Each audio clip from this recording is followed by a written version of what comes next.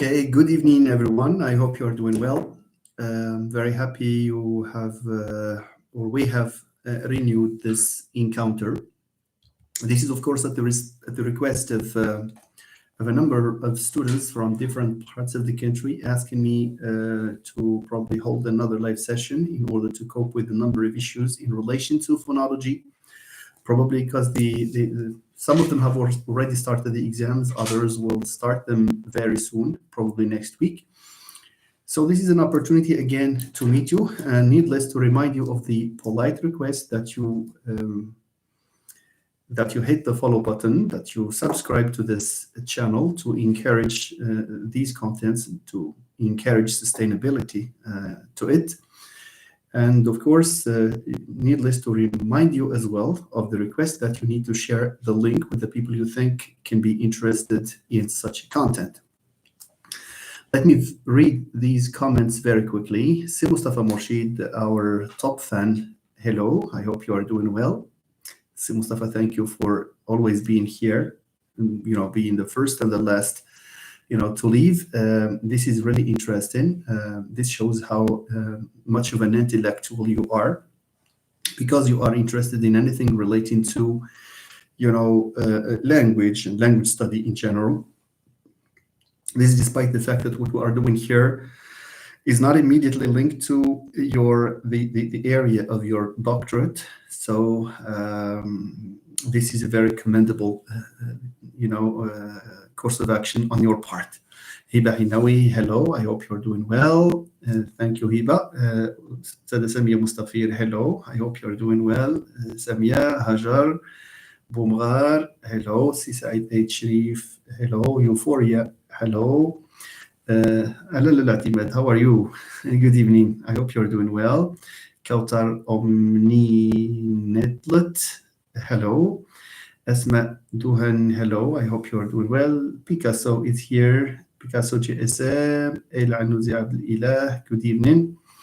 Nathalie Leblanc, I was about to read 2 or 3 names and then ask a question as to why Nathalie is absent, except that Nathalie is here. She just happened to write her comment, maybe not this time, not immediately after Mustafa Morshid's comment.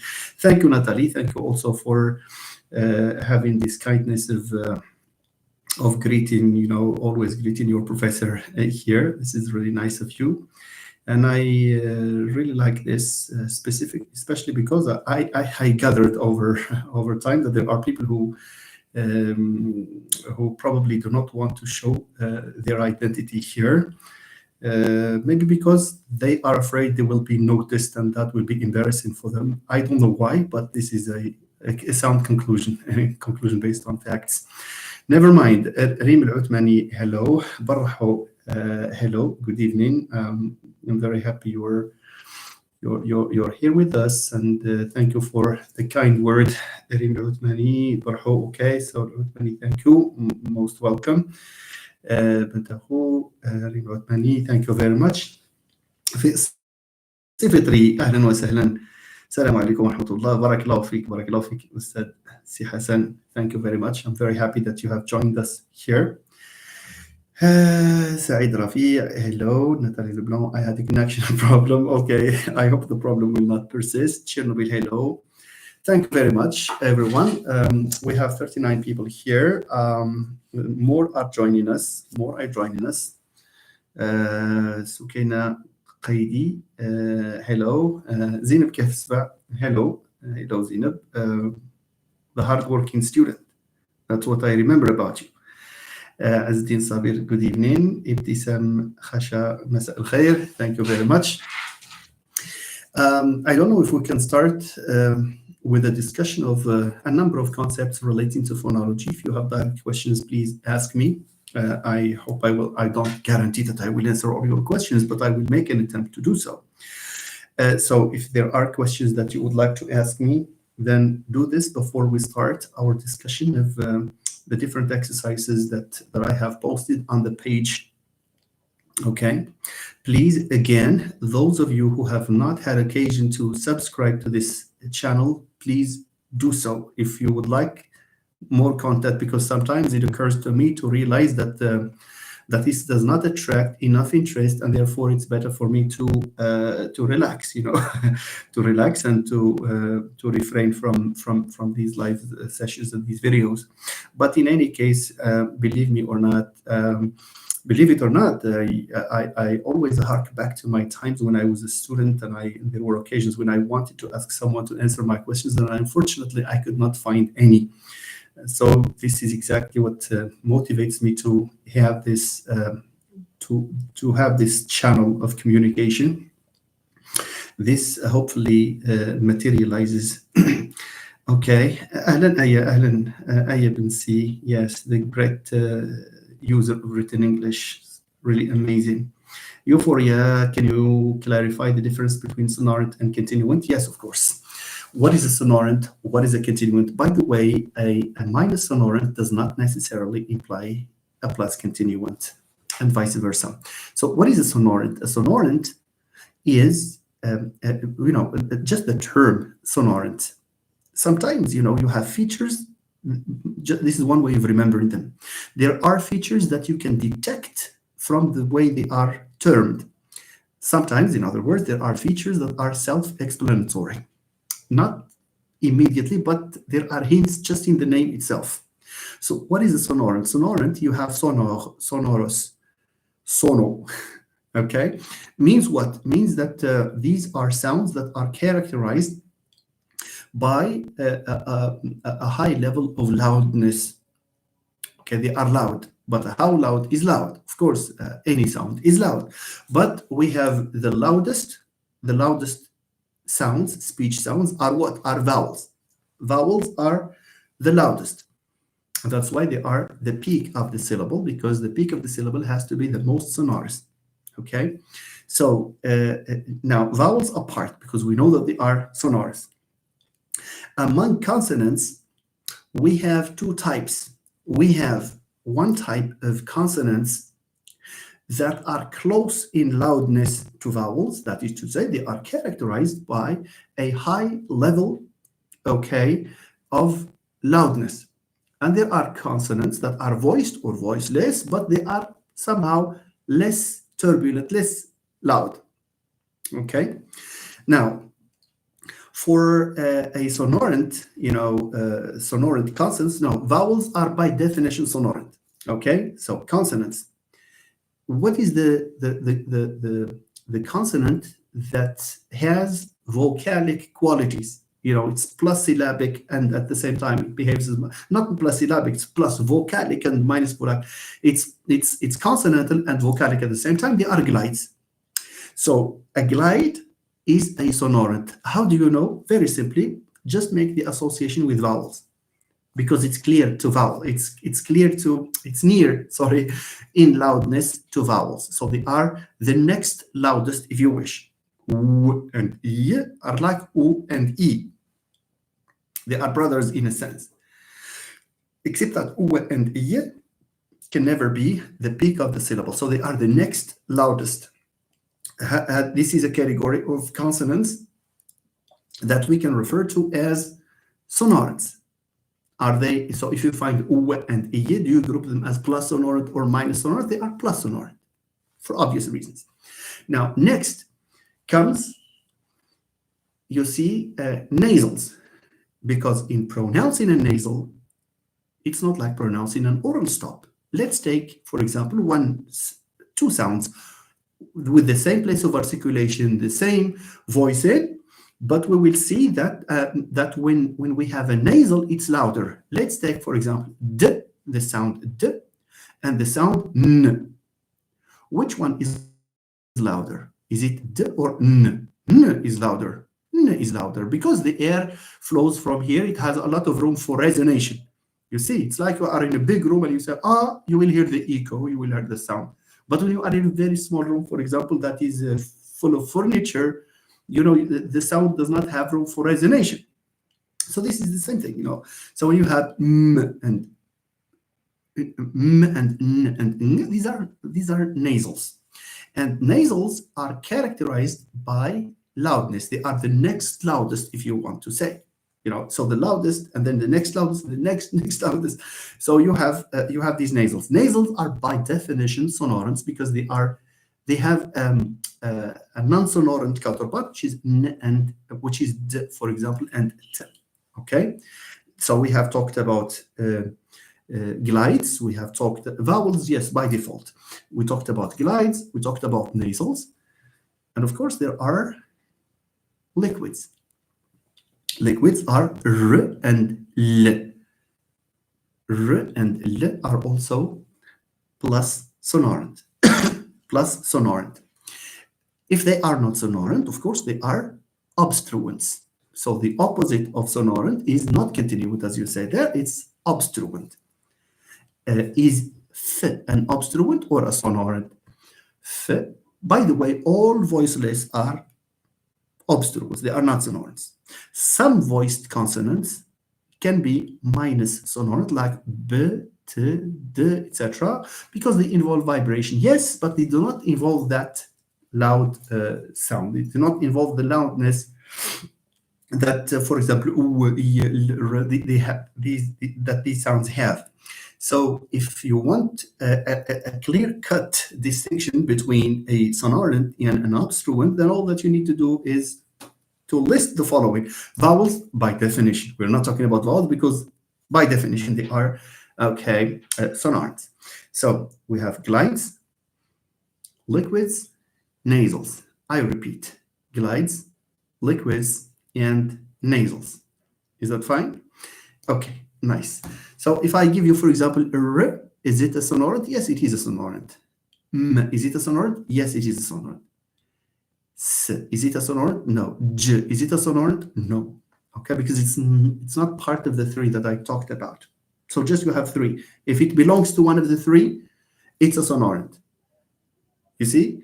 If it belongs to, if it does not belong here, then probably it's an obstruent. All right. So let me just have a quick look, just in case there is something you would like to. Okay. Hello, Professor Saeed. Thank you. I think I have answered these questions. أهلا أستاذ ريم سراجي. أهلا وسهلا. I hope you're doing well. Thank you for joining us. It's really a pleasure to find that this channel is liked not just by students but also some of my kind colleagues. Thank you very much. So generous of you, because she shared this with her students, and this is what a number of colleagues at different universities did. So I'm very grateful, to them for this good, good thing, good action. It's to the benefit of the students in the first place, if there is any benefit in these things that I say. Okay, sonorants, liquids, and glides. Mustafa, you have made it clear. Thank you, Si Mustafa. You said sonorants include nasals, liquids, glides. عقلوا على هذا. Nasals, liquids, glides. Nasals, liquids, glides. هما sonorants. Okay. ما دون ذلك فإنهم obstruents. Okay. Nice. So an obstruent is generally a minus sonorant. Okay, because the features are binary. So if it's not this, if it's not plus, it's a minus, of course. Continuants are no, not sonorants, Mr. Al-Anzawi. A continuant, regardless of what it is. Okay, regardless of whether it's a sonorant or not. This does not relate. The feature continuant does not depend on whether a sound is sonorous or not, is a sonorant or not. A continuant is defined as a sound. I repeat, a continuant is defined as a sound, the pronunciation of which involves continuous airflow. Continuous airflow. As you produce it, the air does not stop. It's constrained, yes. It's restricted, yes. It's rarefied, yes. But it's not blocked completely. That's what a continuant is. F, v, f, v, s, z are all continuants. Okay. M and n, of course, we do not block the air through the nose, but we block it through the mouth. So a continuant, pay attention to this, please. A continuant characterizes a sound, the pronunciation of which involves the blockage of air. I say the complete blockage, not just the restriction, the complete blockage of air at the level of the oral cavity. So m, despite the fact that the air continues to flow through the nose, it's still a minus continuance. It's not a continuant for the simple reason that this air does not move out of the mouth. So the feature continuant concerns the flow of air through the oral cavity, regardless of whether the air continues through the nasal cavity or not. Thank you. Okay, so I hope so. P is a minus continuant. K is a minus continuant. N are minus continuants. Ch, part of it is a continuant and the other part is not. So that's why we have this feature of delayed release. Okay, so it's a minus continuant, but it's called delayed release. That's the feature that characterizes affricates. Yes, and Zawi Abdullah, yes, Abdullah, yes, that's true. Nasals are minus continuant because how do you know? Just for the people not to be confused, the students not to be confused. باش نقولوا, instead of saying nasals are exceptions, they are not exceptions because the feature continuant, necessitates that that the articulation of sound blocks the air completely through the oral cavity. Through the nose does not matter. Saeed Rafi. Dear professor, when describing a phenomenon in a particular language, whether it's phonological, morphological, or syntactic, would this be considered as descriptive or explanatory in research? Thank you. Saeed, you are asking a very important question. I will answer that very briefly. This will depend on what you write as an answer. Let me give you an example. Okay, is it considered descriptive or I'm sorry. I thought you were talking about descriptive exploratory. No, that's more of exploratory research where you have some description as well. So it's not like the classical designs, because I thought you said explanatory. It's exploratory in nature because a quantitative design can also be exploratory. Exploratory means that there's a phenomenon about which you know only little things and you want to discover more. And then you explore it by reading the data, the references, and by consulting people through collecting data in the form of interviews or questions, and then you are exploring. Okay, descriptive. Yes, it's also descriptive in the sense that you have a set of data that you describe in the form of rules. My mind went to another category between descriptive and explanatory. That's why I wanted to open a bracket, and I said I answer that quickly because there is a lot to say when it comes to this question. Sometimes it can be both, by the way, here. Okay, Natalie, glides nasals, okay. أهلا سي محمد من زكي نوا من زيت تقمي. I hope you're doing well. حققت لي ضغط ما زرت السي محمد ياك. Okay, nice. Okay, Kautar obstruents, thank you. MGCFGG, is that Fidwa, I guess. That's Fidwa. Fidwa هي اللي مولات هاد weird name. I hope you're doing well too. Thank you very much. Picasso, Prof, please. Why is sometimes we do not classify all the features for a particular sound? Yes, it's because we don't classify all the features because they are redundant. The rule says that you sit or you enlist the features of a given sound only to the point that they describe that particular sound and excludes the others. Let me give you an example. If I have a t sound, the t sound, which is minus sonorant, okay, plus coronal, plus anterior. Minus sonorant, no, it's even, I have this, plus anterior, plus coronal, minus voiced. Do I need, okay, I need this minus sonorant. So you have minus sonorant, plus anterior, plus coronal, minus voiced, 4 features. Do I have to say plus minus syllabic? You see? Do I have to say that? For example, this is just an example. Do I have to say minus delayed release? Do I have to say, for example, I don't know, minus strident? Okay, you do not. So generally, for reasons of following the principle of economy, we mention all and only all and only the features that are relevant, okay? Because the rules, the grammar rules in general and phonological rules in particular, have to be characterized by a high level of economy, okay? That's why we do not do it that way. All right, LKM has deleted the message.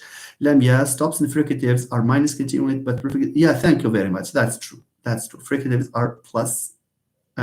Yeah, stops and affricates, you say. Lamia, thank you. That's true.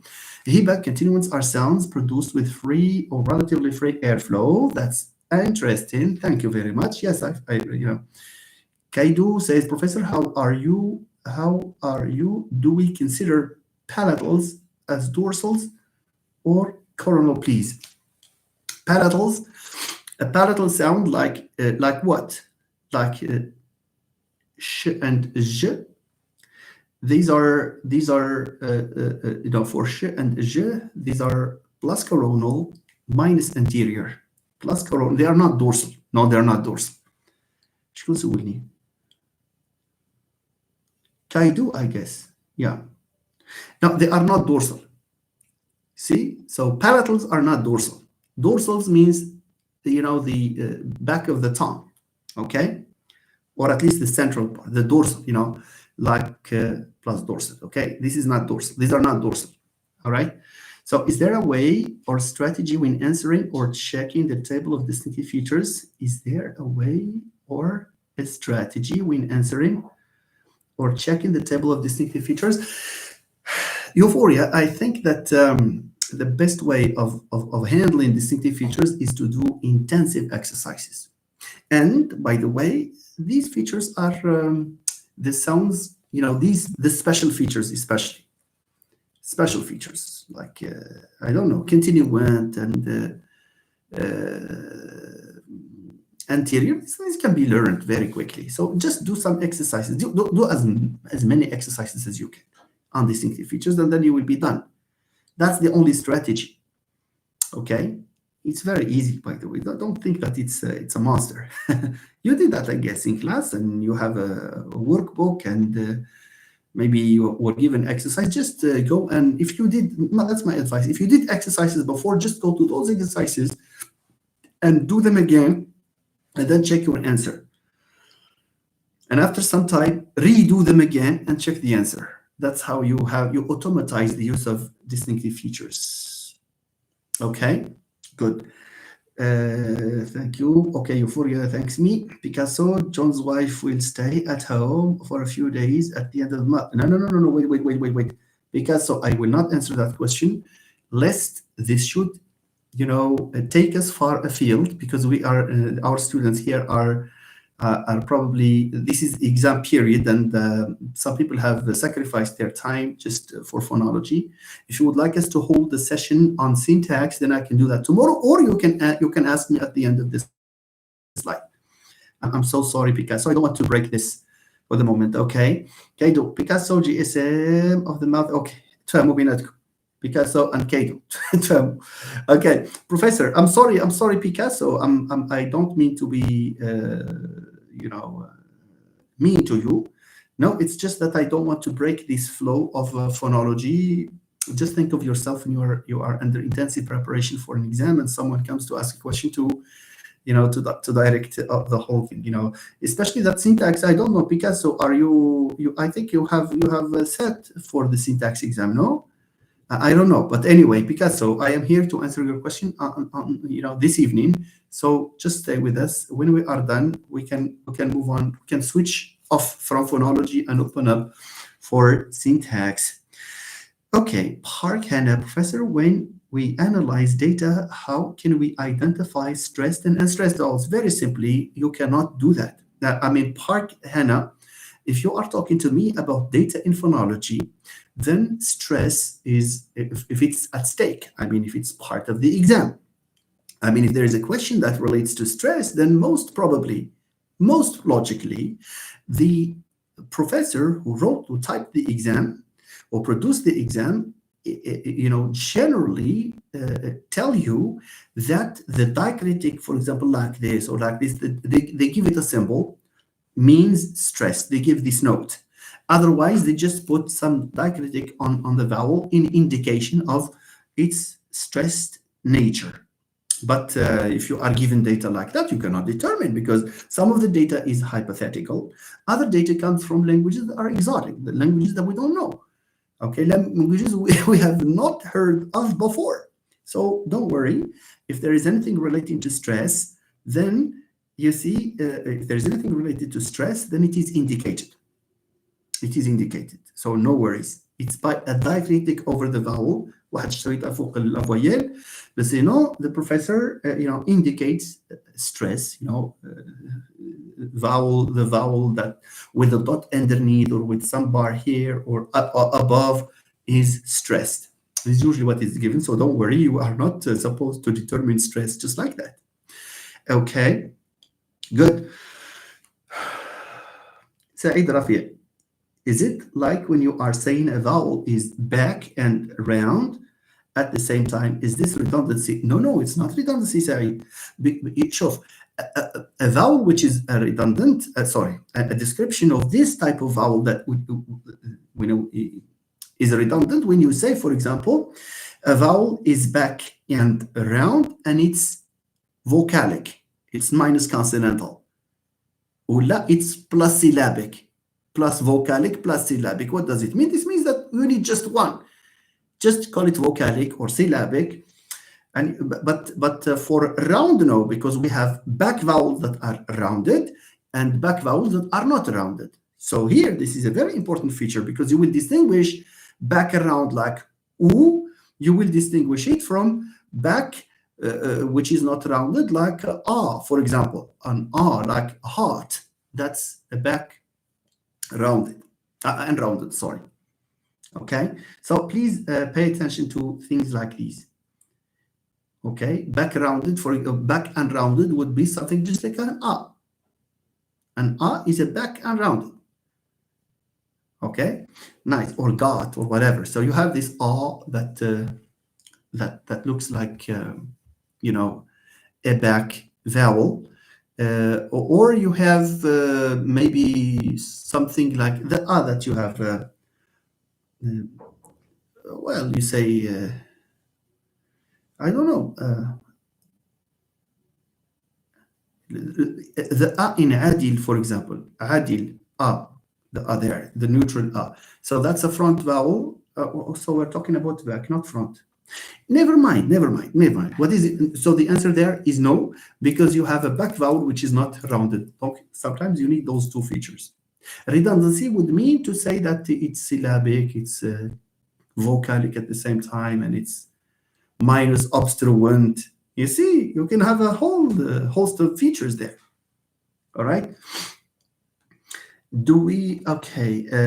Kaidu says, Prof, do we consider dental, alveolar, post-alveolar, retroflex as coronals? Let me see. Dental, alveolar, post-alveolar. Yes, they are coronals. Palatals, velars, uvular, pharyngeal, glottal as dorsal. Okay. I don't think palatal is part of the dorsal. I don't think so. But for the others, velar, uvular, yes. But palatal, not really. Not really. Because some of the palatals, like sh and j, they are palatal. But are they dorsal? They are neither anterior nor dorsal or posterior, but they are certainly not, at the back of the oral cavity. Okay. So probably, for palatal, no. Thank you very much, Kaidu. Okay, but I think we have to check this. Would you kindly check for palatal as to whether they are dorsal? Just not to give. Yeah, dorsals, as Nathalie Leblanc says, dorsals are articulated with the back of the tongue. Thank you, Nathalie. So you saved my Thank you. There is no harm, Professor. Okay, thank you so much, Picasso, for your understanding. Fatima Zahra, what advice can you give us for writing exam? We have tomorrow, please. For a writing exam, you have tomorrow. Well, Again, I will have to. Uh, Fatima Zara, can you just re-ask me this question at the end of this live, please? There is something I can tell you about this. I think you have answered. You have asked the right, the right question at the right time, and I have elements of an answer. So if you could wait, if you cannot wait for us, you cannot follow with us, then you can do your preparation and come back towards the end of this live and remind us, of your questions, so that we can attempt to discuss this with you. Okay, nice. Euphoria, can we relate vowels, distinctive features, high or rounded with a consonant? Yes, yes, yes, of course. Yes, of course, because there are some consonants that can still be marked as plus or minus back, or plus or minus high. Or there are two features, and I think one of the features will show up in the data, like the advanced tongue root and the retracted tongue root. We can have a look at them later on. Okay, so we can, yes, we can. Adil Ghalemi, hello, Si Adil. Thank you very much for joining us. Natalie Leblanc, dorsals are articulated. That's very good. Why do we have a natural class? Do we need them for something? Yes, of course. A natural class refers to what? Refers to a group of sounds that share at least one feature or a group of features. Okay? And one of the, for example, when I have p, t, k in English, they are a natural class only because, or primarily because, they are minus continuant, they are minus voiced. I'm sorry. Yeah, minus continuant, minus voiced. These are the two, I think we have the three I have in English. So we have p, t, k. Now, why do we have to talk about natural class? Natural class, or sounds that belong to the natural class, undergo the same phonological process. I repeat, members of a natural class undergo the same phonological process. For example, if a process affects t, it also affects k, if it also affects p. A good example is the example, of course, of aspiration in English. It affects p, and of course, what applies to p in aspiration applies to t, applies to k. Why? Again, because these belong to a natural class.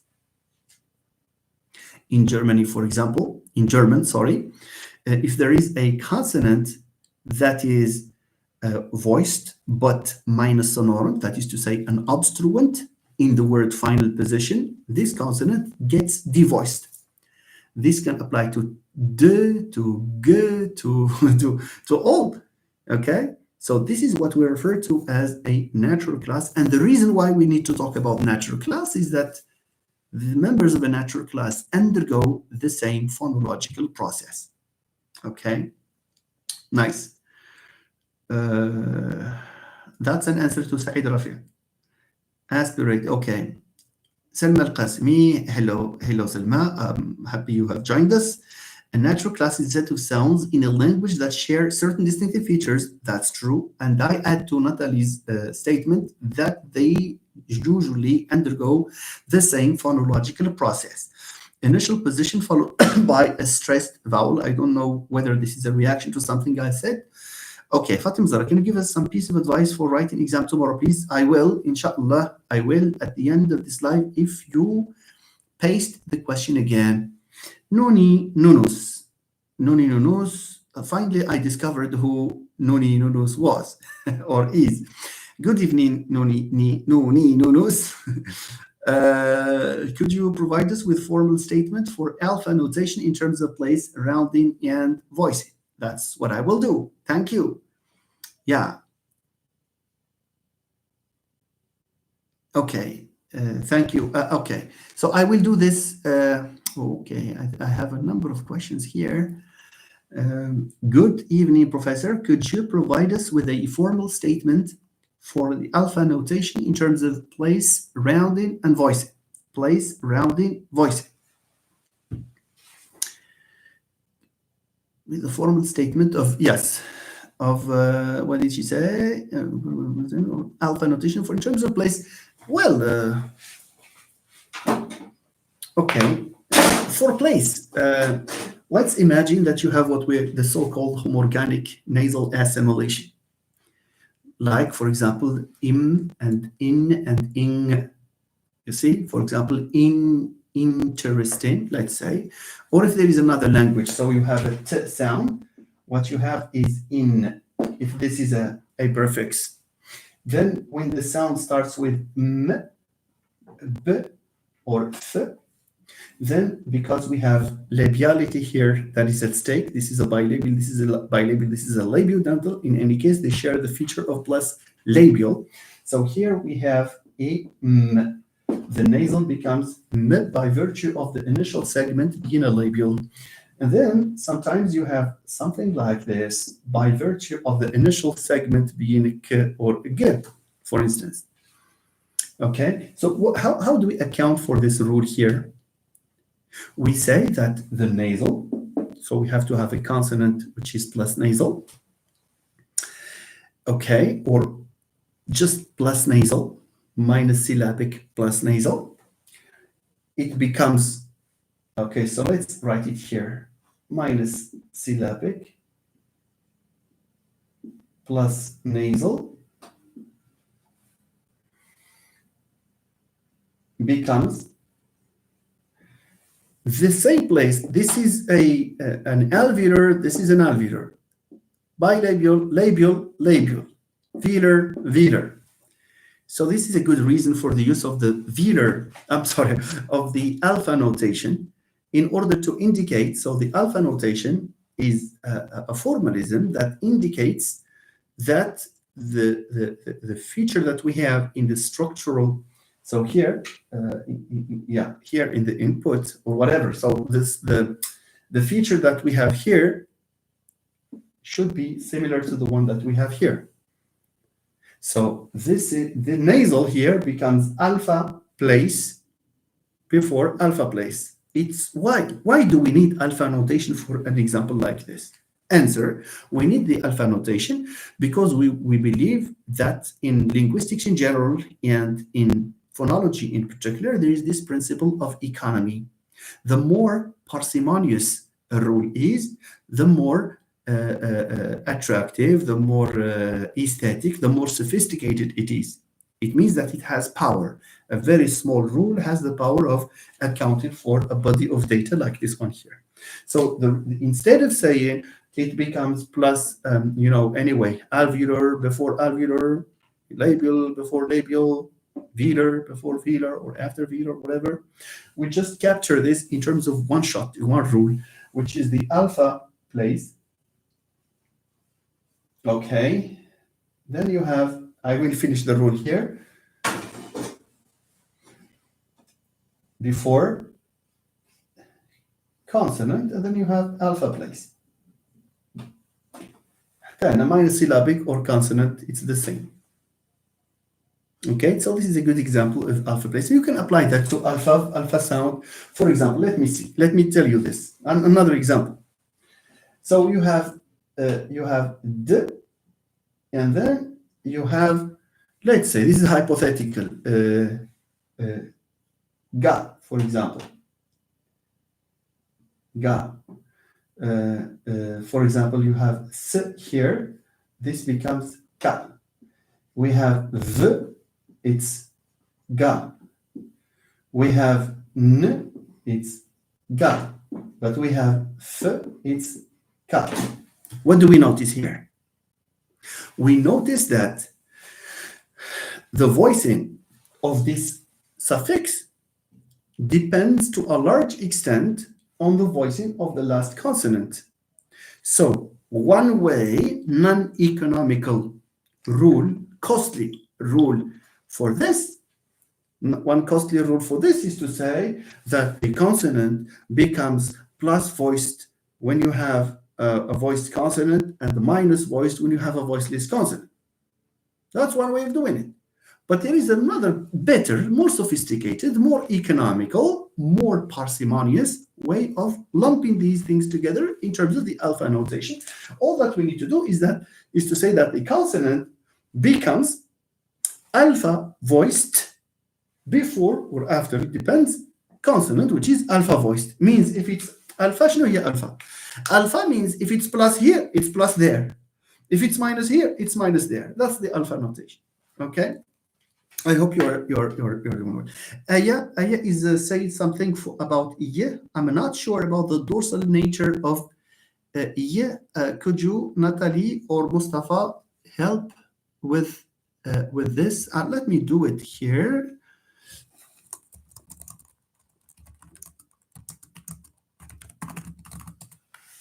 Let me see if what it will give me.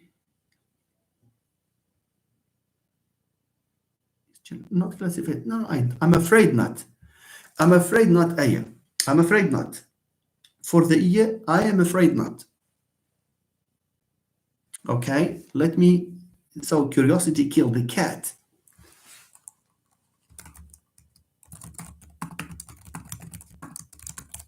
Let me see. You ask. I'm asking an engine to list the dorsal consonants in English, and we will see.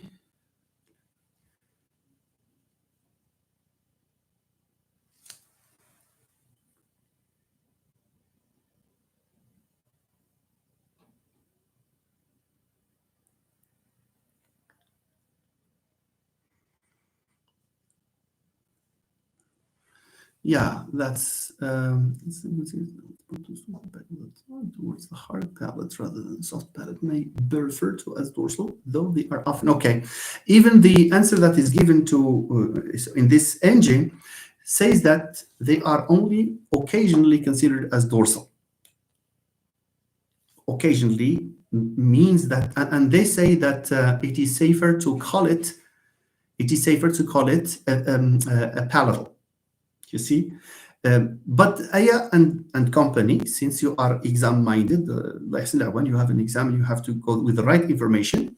So if you have, for example, a class of sounds, you have the occurrence of a sound near k, g, and maybe a uvular or whatever, and then you have a y, and you find no other feature than dorsal, then you can add this y as a dorsal, especially that they say here in the engine that some analyses would classify it in certain contexts as dorsal. So that's the safest way, Aya and company. But generally, people are very suspicious about the dorsal status of y.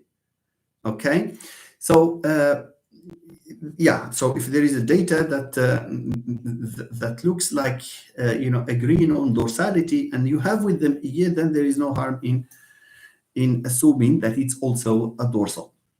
Okay, thank you.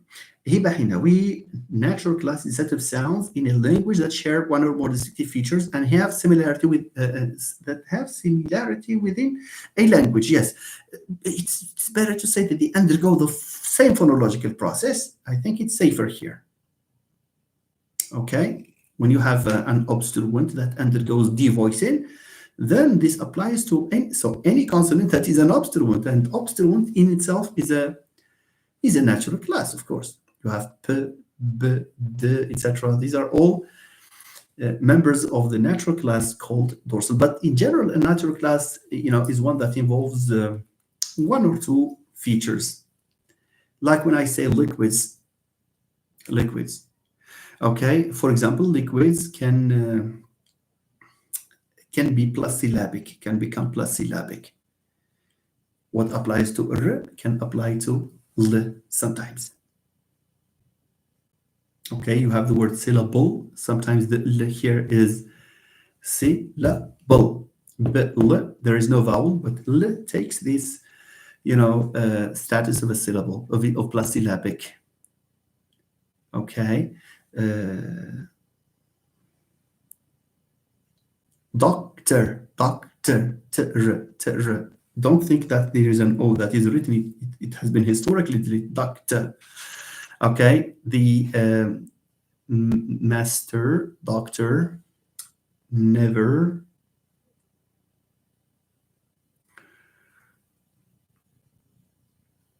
Voila, so laborer. Okay, so you have this r that evinces the same behavior as L in being plus syllabic. So L and R are liquids because they undergo the same phonological process. Okay, nice. Okay. What is the difference between complementary distribution and free variation in phonology? Okay, let me. Who is asking this question? Excuse me, ladies and gentlemen, but we are not. We are not off topic. We are doing just phonology. And as you can see, I apologize to the question on syntax and the on writing just for your sake. But our friends are understanding, so they can come back with the questions later on. There's a question I missed.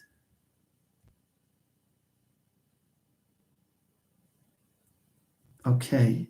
If you see dorsal, between voilà. Ramos, FF. Ramos is saying, what is the difference between complementary distribution and free variation in phonology? And how do they affect our understanding of phonemes and allophones? A very good question. Free variation and complementary distribution are totally different concepts in phonology. Complementary distribution means what? Means that there is a phoneme, and this phoneme has two exponents or two variants or two versions. Okay, I wish I could. Anyway, so these two belong to a category called pen, for example, marker, pen. Okay, okay. If I have something blue, we are just imagining. Blue goes with blue. Black goes with black. You see, so we have the category, let's say, it's like a chameleon. Oh, that's very good. I have a very good way of explaining this complementary distribution thing. Just you have two chameleons. Okay, you know that a chameleon, or just we have one chameleon, not two. Are you afraid? I'm sorry, those of you who have phobia of from chameleons. But just imagine you have a chameleon. You know what chameleon means? It's a reptile that changes colors when you put it on different surfaces. You see? So the chameleon is a chameleon. It's color neutral at the beginning. We will not talk about its color. You see, let's say it's it's a chameleon without referring to the color. When you put the chameleon on a green surface, the chameleon becomes what? Green. We call it a green, but it's still a chameleon. When you put it on a blue surface, it becomes blue. That's blue, but it's still a chameleon. So the chameleon that becomes green and the one that becomes blue, they are still the same chameleon. What is it that makes them change color? It's the context in which they exist. It's the environment in which they exist. Oh, let's win a chameleon metaphor. I think it can make people understand it. Okay, now, can we have a chameleon that can become blue when you put it on a green surface? The answer is unlikely. It's no.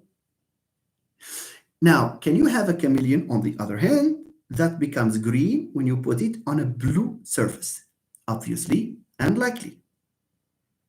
This means that the color that okay, let me say that. The conclusion is that where the chameleon can be blue, it will never be green. Where it can be green, it can never be blue. Which means that the color of this chameleon is the colors of the chameleon assumes are in complementary distribution. C'est quoi complementary distribution? It means it's like they are dividing the task. For example, the chameleon can say to its skin, you please become green here and become blue here. It divides, the labor, the job, for example, in the form of the color that they will assume. Okay, so this is complementary distribution. Where one exists, the other does not exist. Okay, so I think this metaphor serves the purposes of explaining complementary distribution. Where is it relevant, this notion of complementary distribution? It's relevant when we talk about allophones of the same phoneme. Allophones of the same phoneme are necessarily occur in complementary distribution. I repeat, the notion of complementary distribution is relevant when we talk about allophones of the same phoneme. The allophones are necessarily in complementary distribution. If they are not in complementary distribution, it means that there is a possibility for them to be found in the same environment. And when two sounds occur in the same environment, they become phonemes, for example, if they are able to contrast meaning. In any case, they will not be allophones of the same phoneme. So understand that complementary distribution is one way of referring to allophony. Fine. هذا صافي سالينا complement. This chameleon metaphor, believe me, is really amazing. I like it. It's spontaneous, but I didn't know I would use this to explain complementary distribution. Look, now free variation. Free variation. Two sounds are in free variation. It does not mean that they are in complementary distribution. علاش? Because two sounds in a complementary distribution are necessarily allophones of the same phoneme. Yeah. But can they be free variants? No. So what is free variation? Free variation means that you have one word. Okay. We're talking about free variation. What is the word for heart in Moroccan Arabic? The word for heart is qalb. Sometimes this is plus syllabic, otherwise they put a shva here. باش ما تقولوش shva, qalb or qul with the that's for the heart. But some dialects, some people would say qalb. That's what Shab Mimoun does, for example, in his songs. Okay. This is heart, and this is heart. So we have g, we have q. Do they occur in the same environment? Yes, they do. Do they change meaning? No, they don't. So the sounds that occur in the same environments, but without any consequences on the meaning, without changing the meaning, we say that q and g are in are in free variation. I repeat, q and g here, because number one, they occur in the same environment. Number two, they don't change meaning. We refer to them as being sounds in free variation. واش هادو complementary distribution؟ لا ماشي complementary distribution. علاش؟ لأن هذا في البلاصة اللي كنحطو فيها هذه كنحطو فيه هذا. يا با بروبليم. Complementary distribution means this one is here but the other one is there. You see, it's in another place. ما خصوش يكون شي بلاصة أخرى. You got that? Okay. Now, just as a complement to this, those of you who do not know this difference between a minimal pair and this, what is not a minimal pair, بحال هذه, we can never say, just based on this data, yeah, elsewhere, g and that they may be phonemes, but look at this.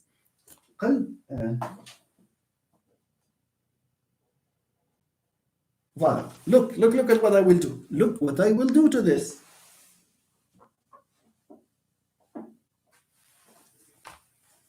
If I change k by k, I obtain k, which certainly means dog.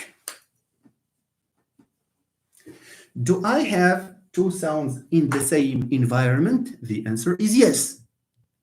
Are they in free variation? No. Why? Why not? Because they have different meanings. So if there is an exercise in an exam, for example, to ask you whether k and g or x and y are free variants or they are in complementary distribution or they are independent phonemes, now you have to pay attention. If you find the same environment, this, the translation or the gloss will help us know whether they are independent phonemes or they are just in free variation. Okay? So this is the idea. I hope you got my point, my friend. And how do they affect our understanding of it? أصف أنا جاوبتك سي Ramos FF. Ramos, I think I have answered you. Okay.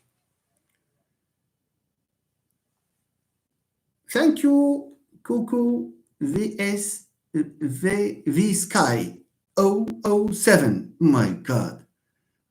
How weird these names are, but how nice these people are. Great help from great professor. Thank you so much. See, Mustafa, if you use dorsal in a broad sense, all sounds involving the upper surface, then yes, palatals are dorsal, okay? If dorsal is restricted to back of, yeah, it's in any way, the people are not settled on this notion of dorsals. Congratulations, impressive. I don't know what Natalie is referring to here. Thank you, Mr. Mustafa. Mustafa, the answer is from ChatGPT, but that's exactly, thank you for Mustafa. Thank you very much. Okay.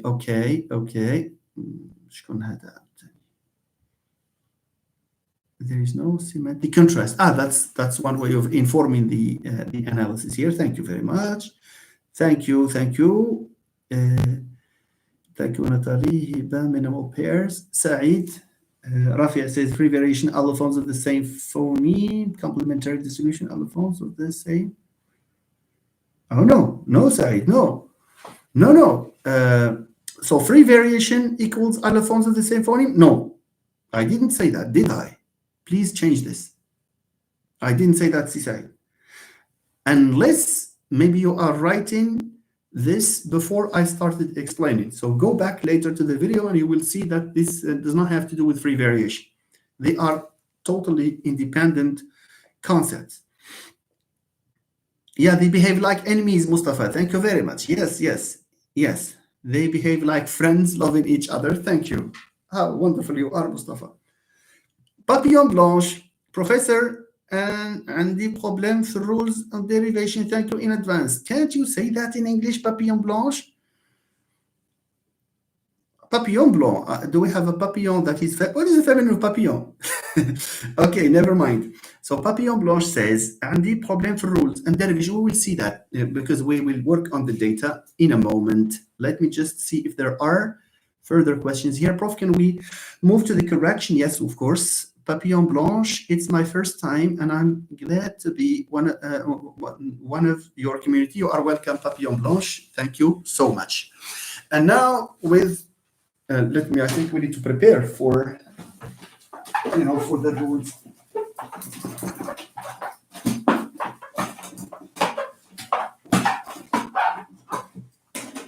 Okay.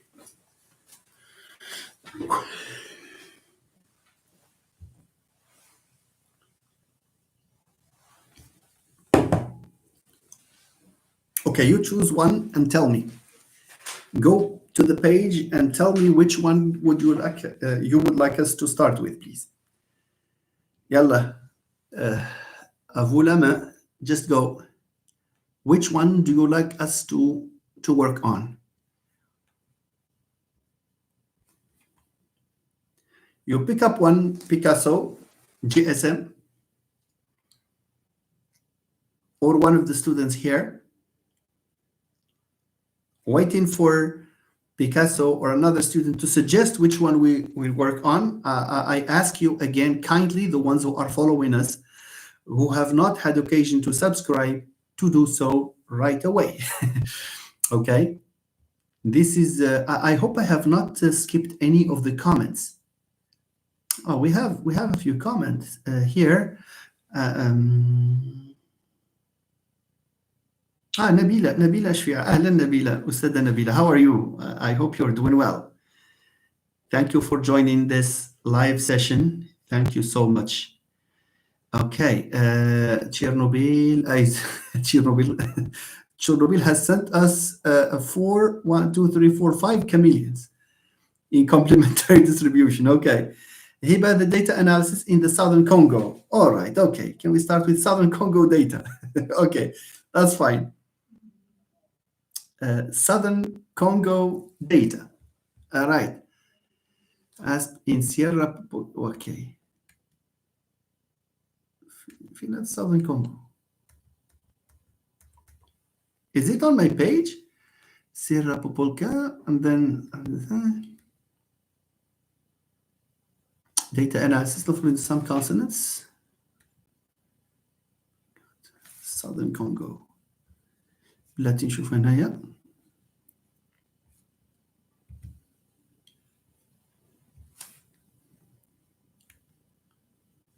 In Toronto. Southern Congo. Yes, I have found the data. Southern Congo data. Okay. Are you all set? Are you all set?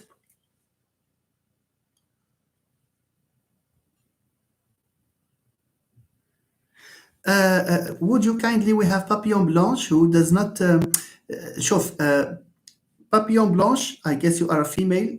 So شوفي Papillon Blanche and to boy شوفوا عفاكم, the ones who cannot find the data, go to this page, your academic companion, Dr. Amrous.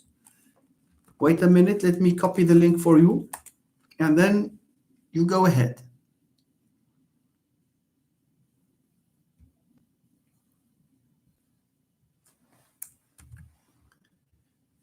Okay, thank you, Mustafa, thank you. This is the link. This is the link. Your academic companion, Dr. Amrous. Go and hit the follow button so that you will receive all the information. Okay, so you have the data there. The data that we are considering is the one that starts in Southern Congo. Okay, so let's have a look at this data set and see what insight we can have about it. Tobola, and then, okay. So, t, s, z, ch, sh, j. Okay, chi, j, chi, j. So it's obvious, isn't it? So what can you see here? What can you see in this data? In this data, we have the occurrences of t, sh, j. By the way, I have a tip in order to spend less time on your data. For example, when I read something like t, d, look at this. T, d, s, and then ch, sh, j. I conclude, obviously, that there is a likelihood for t, d, s to be the basic sound. كنشوف الoccurrence ديال the second set. You understand? Because they are more likely to be derived from the other ones. Why? Because t, s are more natural. They occur in so many languages. This is opposed to the others, which tend to be less frequent. So what can I do? I have to go directly to the second set and see whether there is something in common among these. So if I do this, I go to ch. I have it in China. That's number 2. And you have sh in nko, shi, which means lion. And you have j, which is the word for stretch, jima. And then I have chi, ba. Look at this. All of them occur, you see, next to the vowel E. Am I right? All of them occur next to the vowel E.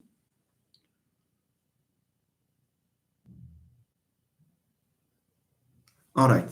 So because they occur next to the vowel E, let's see if we can find, for example, I hope you are following me, because I see no comments here. Is it because of... all right. دونك في الداتا دائما كنشوفوا هذاك السيت اللي كنشكوا فيه باللي it's not the basic. علاش؟ because it's weird, it's less usual, etc. So we go to the second set and life becomes easy. So we did it for t, sh, and j, and we have noticed that these three sounds occur systematically and consistently before a high vowel. What would be my counter argument here? My counter argument, ladies and gentlemen, in order to check whether I am right or not, راه قبل داك E, I should not find T or D or the other one. شنو هو the other one؟ شوف. It means I should not find T, S and Z before E. نعاودوها. So the tip, the advice is when you are given an exercise like this one here, it means you have two sets. One of them is basic and the other is just derived. Is it more likely for T and Sh and J to become T, S, Z, or is it the reverse? غنفكروا احنا au niveau ديال l'hypothèse. I'm not saying that this is the plain truth, but this can inform our analysis. Let's follow this first. Donc, I go to the ones that are derived and I see if they are, occurring consistently in the same environment. Now we have found that T, Ch, and J occur consistently before E. Now my next step, just to make sure that I am right, I should not find T, S, and Z before high vowel. Why? Because they occur in mutually exclusive environment, if they are allophones, of course. I think the exercise says they are allophones. Yeah, the allophones are complementary. Wherever you find complementary distribution, it's allophones. So there are implication laws in phonology. I didn't want to say it that way, Mustafa. So you are absolutely right, by the way. So it's just look for the one that sounds natural. It exists in the languages that you know, and the one that you think is weird. For example, it's more likely if you have a simple sound like T, or the complex sound like Ch. It means what? 99% of the chances, especially if it's in an exercise like that, is that Ch comes from T, not vice versa. Most likely. You do this first. If you don't find any consistency, we swap. ولكن most likely, I say, in these exercises, you will find that the one that is more complex, being derived from the one that is simple or simplex. Okay? The next step is to check that for example, هنا لقينا كل شيء. We have found that everything occurs, all of these consonants occur before E. So my next step, my immediate step, is to check the other set. T, S, Z. واش كاين شي واحد فيهم? Is there any one of these that occurs also before E? If I cannot find them, it means I am right. Do you understand? All right. So what do you think of what is the rule here? T, S, T or Ch, Ch, Sh, J. Okay, in relation to S, Z. Okay, T, S, Z. So here I have to say T, S, Z elsewhere, and T, Sh, J before high vowel. A palatal sound, nuninus.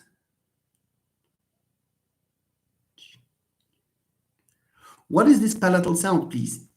Ch, sh, and j.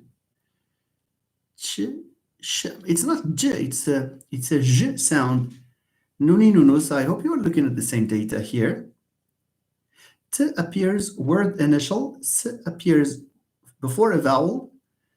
3 occurs before vowels approximants. Look at Mehdi Benis. Look at what Mehdi Benis has written. You have a lot of environments for T. Before the initial S appears before a vowel, and 3 occurs before a vowel. So here that's too complex. But we have one that we have one exponent, one allophone, one set of allophones that consistently occurs before E. That's our solution. يعني those sounds that have wider distribution, they occur in different environments. Whenever they occur before E, they become, you know, a ch, a s, a t becomes ch, s becomes j, and then the other one becomes j.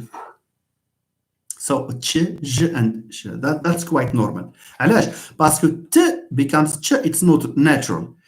لو كان عندي س غادي يولي تش، غنسول سؤال how come. You see بالحق عندي س becomes sh and z becomes j. No problem here. Okay, so I wonder why Nuni Nunu says they before a palatal sound. It's not a palatal sound. E is not a palatal sound. Palatal is a characteristic of a consonant. Okay, because it's a passive articulator, it's a palatal. Where you have sh, they are palatal, of course. They themselves are palatal. You see, ch is a palato-alveolar, sh is a voiceless palatal, and j is a voiced palatal. What is the conclusion? So the conclusion is, let's answer question 1 here. T, s, z occur elsewhere or in different environments, while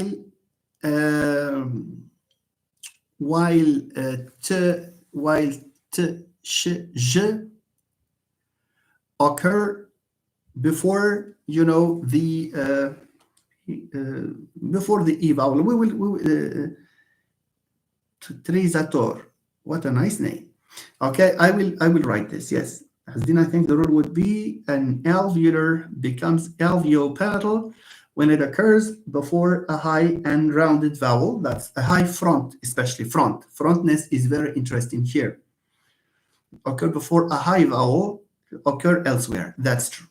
So we have something like, so here let's answer question number 2 first. Question number 2 كيقول لنا ch. Okay, so for ch, j, ch, so we have sh and j, they occur elsewhere. Oh, sorry, no, elsewhere. They occur before high. I have to insist on front so that we exclude the back vowel O, for example. High front vowel. High front vowel. Okay? Yes, that's the opposite, yes. But I'm still waiting for Nuni Nunus. Is she checking this data or another data set? Now the question is, how can we answer this question? What is the rule formally? I think we have this question, no? Which is the sound should be? Yeah, which of the following sounds should be as underlying? In answer to question number 2, obviously, since these occur in a restricted environment, the ones that occur elsewhere, that is to say, the t, s, z are the ones that occur elsewhere, and therefore they are the ones that are phonemes. Okay. Yalla. Do we have another question related to this? Are we asked? I don't know. Do we have another question related to this, ladies and gentlemen? Are we asked to write a rule here, or shall we move to the second one? If we are asked to write a rule here, let's give it a try.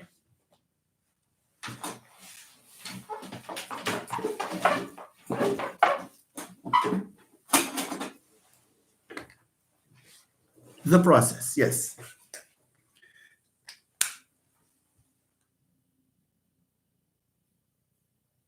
Process responsible for the distribution. Thank you. Okay, so you have T اللي ولات عندنا ش س اللي ولا عندنا ج وهذه ولي عندنا س ولي عندنا ش يعني ز اللي عندنا ج. So what is common to these? What is common to these in relation to these? What is the feature? What is the feature that sh, j have that t, s, z don't? Having it like natural class. Okay, so as yes, process and formal rule. Yes, okay. So here, Lamia is writing it. Yeah, that's interesting. Lamia is his palatalization. Yes, there is a lot of truth in this. This becomes palatalized. Okay, this is an alveopalatal. This is palatal proper. This is palatal proper. But I think that the best way of playing with this, yeah, the process is palatalization. It's a process of palatalization.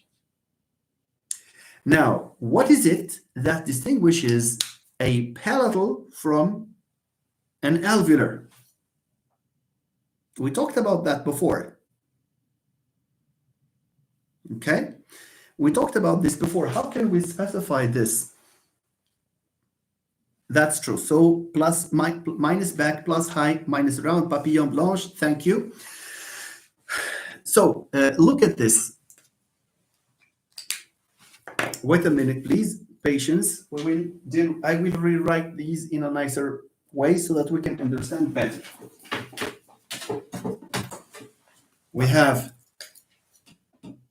t, s, z, and then we have ch, j, and then sh. All right.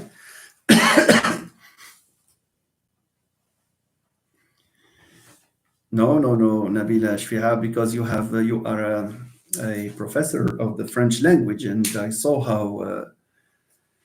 how advanced your French is. So thank you very much for for your comment and for your nice word. It's because our students are also advanced. Thank you, Nabila. Thank you. Okay, so here, in terms of شوف الله يخليكم, whenever you see a change occurring between alveolar, palatal, غنلعبوا بالفيتشرز ديال coronal anterior. صافي, coronal anterior. Are these plus coronal or not? These are plus coronal. Are these also plus coronal? Yes, they are. What do these share? Coronality. Coronality. They are coronal. Coronal. Because they are articulated, because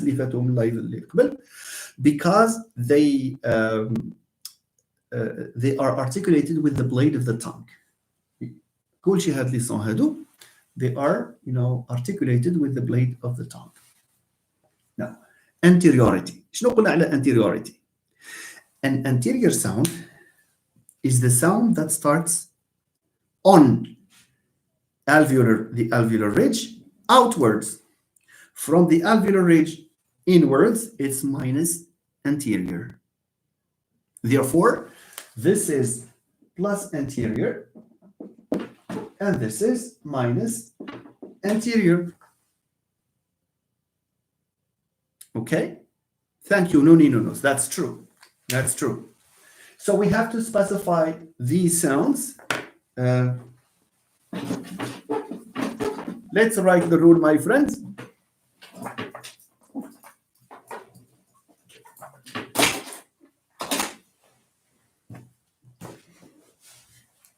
Okay, so we have a plus coronal, plus anterior. And we don't specify for voicing because we have a mixture of voiced and voiceless. These features are enough to describe, etc. The ones that we have. Okay? Haka becomes minus. No, I have to write it the right way. Minus anterior. Wait a minute. Should we refer to minus sonorant? Yes, you are right. Minus sonorant, yes. Minus sonorant is necessary here. علاش? Because we have to exclude the nasal. We're not talking about the nasal. So minus sonorant, because the sounds that we have are obstruents. So donc هاد ت س ز باش نحيدوا علينا داك الان اللي كاين n to exclude n, because n is also plus coronal plus anterior. بالحق نديروا له هذه باش يبقاو لنا غير ت د and then s. Okay, so what changes is plus anterior. Exactly, Papillon Blanche. I wish you could write that in English. Okay, nice, good. So they become like this. Where do they become like this? And je continue هنا, hein? Before.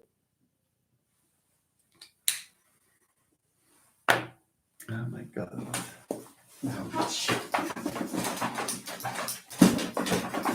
Just to present it in a neat way.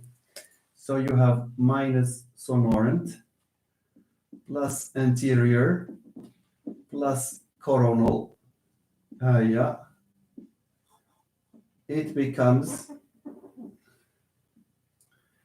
minus anterior before a vowel, which is, so either you write V or plus syllabic. Okay. So here it's plus syllabic plus high, maybe minus rounded.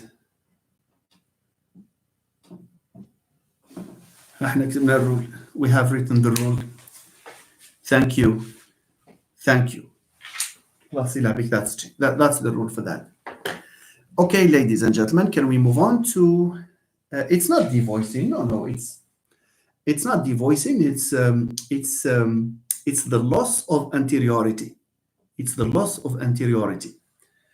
In other words, it's a palatalization process. Okay, palatalization, look, it's not the case, my friends, I put this between brackets for the ones who are keen on phonology.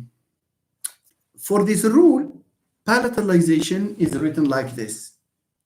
But not all palatalization processes are written like this. This will depend.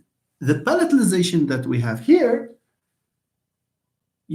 refers to the loss of anteriority, and you can write it here. But there are some palatalizations, like when a k becomes ch, for example. We have regions in the Rif, for example, and in the Gulf countries where you have there is a region in the Rif, for example, where k is realized as ch. You see, like the Aituzin, for example, they are famous for this, and this is a good mark of this region. And here we are talking about palatalization, but is it like this? No. You understand? Look, when you have k becoming ch. Even if this is also palatalization. You see? So we have to pay attention, please. We deal with the data the way it is. All right? Nice. So let's just delete this and move to the other. Afakum, which data would you like us to handle? Let me know.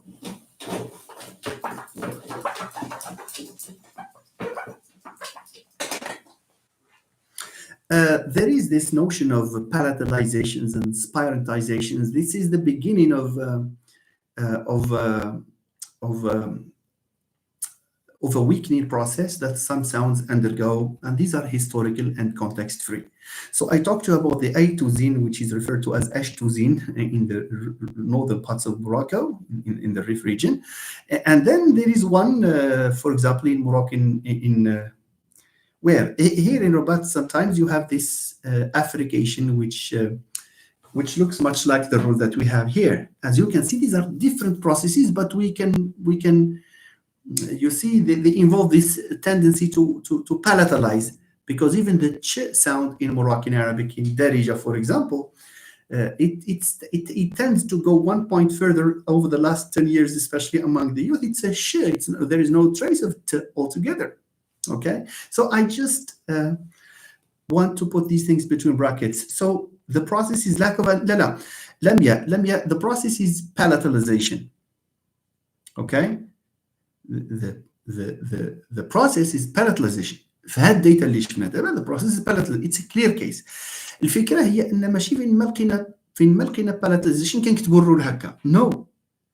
Okay, هذا نوع من palatalization, but it's still palatalization of course. The data that has the words sirota, riba, also riba. What are you saying? Okay, I'm just joking. The data has the words sirota. Okay, thank you. Okay, welcome. Sirota. فين نلقى هذا الشيء هنا؟ data that has sirota. أنا لقيت هذيك ديال تيسيم sirota. Yes, I found sirota. All right. Natalie, it's not just that, you know. I wish someone could undertake a piece of research on this. I think there is a language change in progress in Darija when it comes to the sound specifically. Now, some people would ignore this. They don't just affricate these spirantize completely. It is shit completely. It's a shit. All right, and I wish I could give you example, you know, of this, but I heard so many like these, you know. Nice. Number three. So we are settled on the data that has the words sirota. نمشيو لسيروتا. Sirota. Okay, so we have the nominative singular sirota. Sirot. So, by the way, this is a data set in morphophonemics. Okay, and one way, you know, there are two principles, okay, that are known as Naida's principles, where we need to look at the data horizontally, but also vertically. We will see the recurrent partials. The recurrent partials vertically are more likely to be the stem, and if in the unmarked form. Later on, we look at the data horizontally to see whether the stem is intact or if the changes there are principal, are logical changes. So let's try to look at this data set. We have sirota, riba. Let me see if it's, voilà, شوف, let me do it loudly the way I do it. No, that's Naida. Yeah, that's the one. That's the one, the only, the one and only scholar. Okay, in the reference in morphology. Okay, let's just let me think loudly about this data, and that way you can do the same. Okay, so I would go about this data as follows. I read nominative singular. It means that this is not the base form. It means that there is a morpheme here. Yak. And then I have dative or dat. It means dative singular. And genitive, they are talking about case here, just like nominative case, accusative case, etc. So I have sirota, rib'a, pobed'a. So I have in all this data, I have a at the end, which means probably sirot is the stem. I go to dative, sirot a. So maybe that's a hypothesis. Maybe the nominative singular is a and the dative singular is a. Let me see. Riba, ribe, pobida, pobide, krisa, krise. Tropa, I should find trope. حتى كنديروا حتى هاد البريدكشنز. You just read this one and you predict the other. Tropa خصني نلقى trope. Lija, luja. I should find luje. Noga, noge. Groza, groze. Dusha, dushe. Sobaka, sobake. So I have successfully made this conclusion that for nominative singular it's a, the suffix a, and for the dative singular it's the suffix e. Now let me see what happens to the genitive morpheme. I have sirota, sirot. Genitive. Riba, ribe, rip. Okay. Propet. Wait a minute. Propet. Propet. Krisa, krise, kris. Nice. I think I found it. Noga, noge, nok. Nice. Okay. The genitive plural here is, what is the genitive morpheme? First, the genitive morpheme here is realized as zero morpheme. It's not morphologically realized. Okay? Nice. So first, there is no genitive morpheme. There is no overt realization of the genitive. متفقين على هذه. Okay? There is no overt realization of the genitive. Now, what do we notice here? So we have sirot, sirota, riba, rip. One explanation for number 2, riba and ribe and rip. Okay, riba and rip. One hypothesis, which is logical, is that p, a voiceless consonant, becomes voiced between two vowels. بالحق, we should not have counter arguments. Let's see if we have a counter argument. But we have here a t. Okay, krisa. If this hypothesis holds, then why is kris not realized as krisa? It's krisa. And now I'm saying this on purpose because you are unlikely to have some data like this. Yeah, I'm sorry, you are likely, not unlikely. In different, situations, you may have data like this. When I hypothesize at the beginning that a voiceless becomes voiced between two vowels, which is a very natural process, and I have just one counter argument, I switch.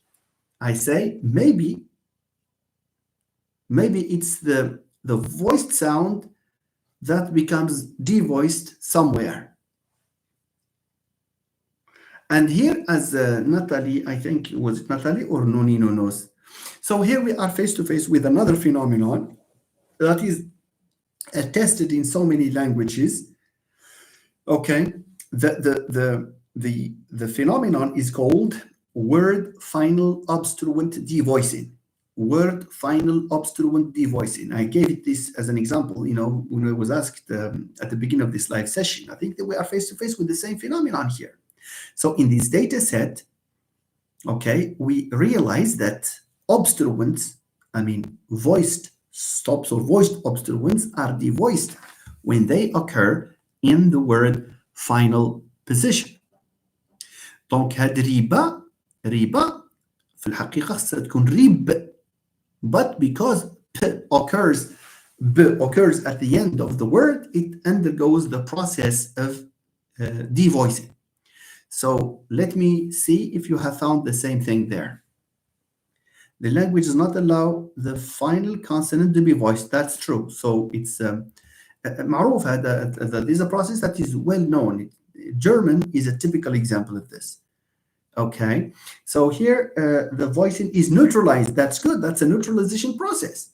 So we can talk about neutralization, except that we don't have evidence of neutralization here because we don't know whether these sounds are contrastive elsewhere or not.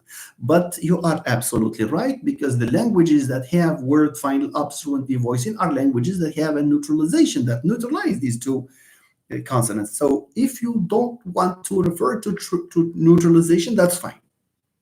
Call it devoicing, because we should not say more than we are asked to do. Okay, I think there is a question, name the process. If you are asking, it's devoicing.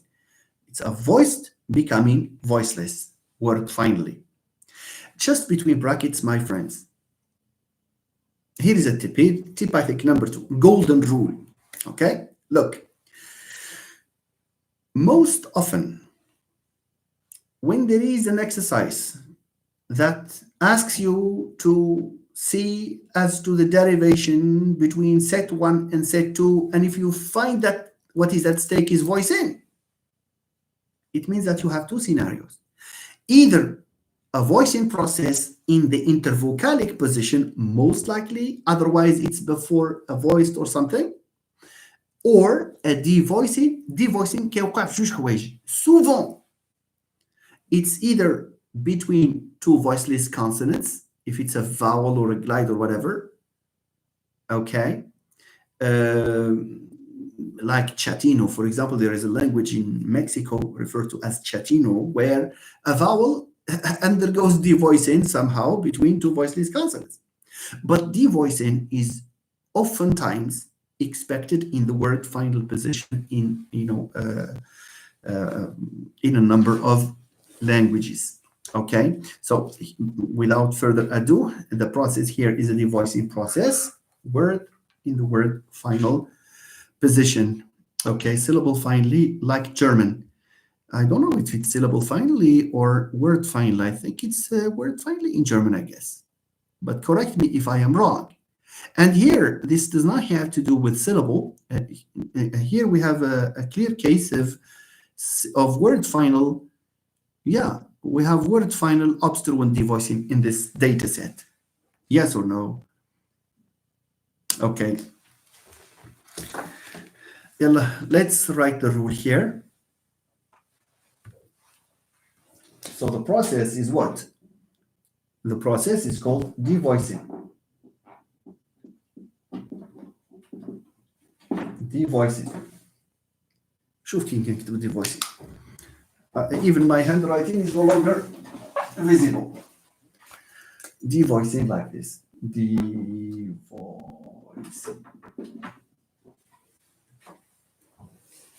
Devoicing.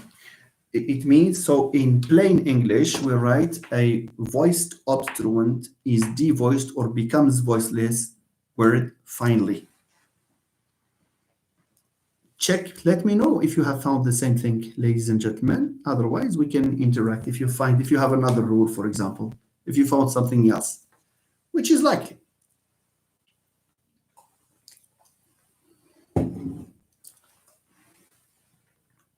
So it's word finally.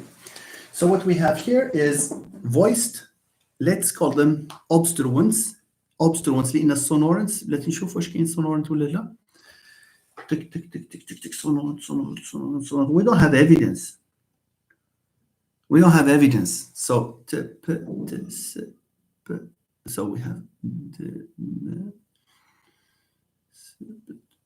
we don't have, so we can safely talk about consonants and the underlying zero. Yes, of course.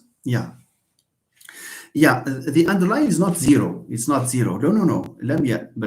We can say that the morpheme here for, is it dative or what?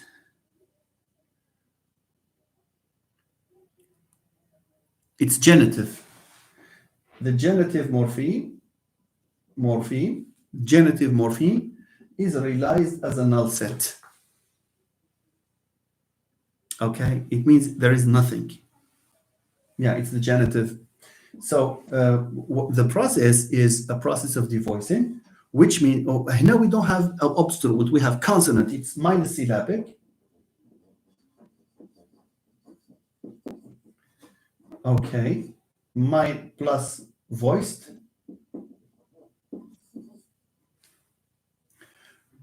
Becomes minus voiced. Word finally, هكذا.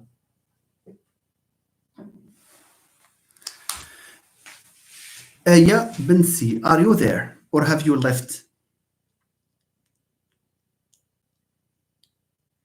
Aya, because you were the one who chose this data, presumably because you found it problematic perhaps to cope with this, or you wanted to check. Let me know if you found the same thing, if you have a problem, or yes. Minus sonorant. We don't need, it's better to say minus syllabic because we don't have evidence of just the obstruent نوني نونوس. في هاد الداتا هذا كنهضروا على لي كونسون اون جينيرال اللي هما voiced كيوليو voiceless. Okay, so Aya, does this convince you? Because you are the one behind this. Okay, tell us if you have reactions. واش عندكم سؤال على هذا الشيء ولا we move. Feel free.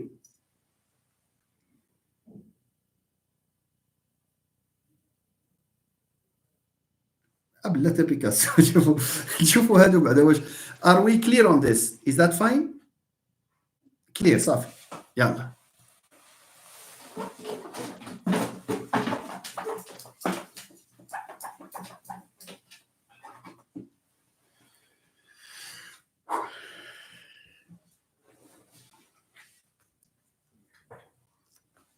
Picasso says, let's do the one that says in normal English. Let me see. يلا, in normal English. Consider. ما عنديش هذه ديال in normal English.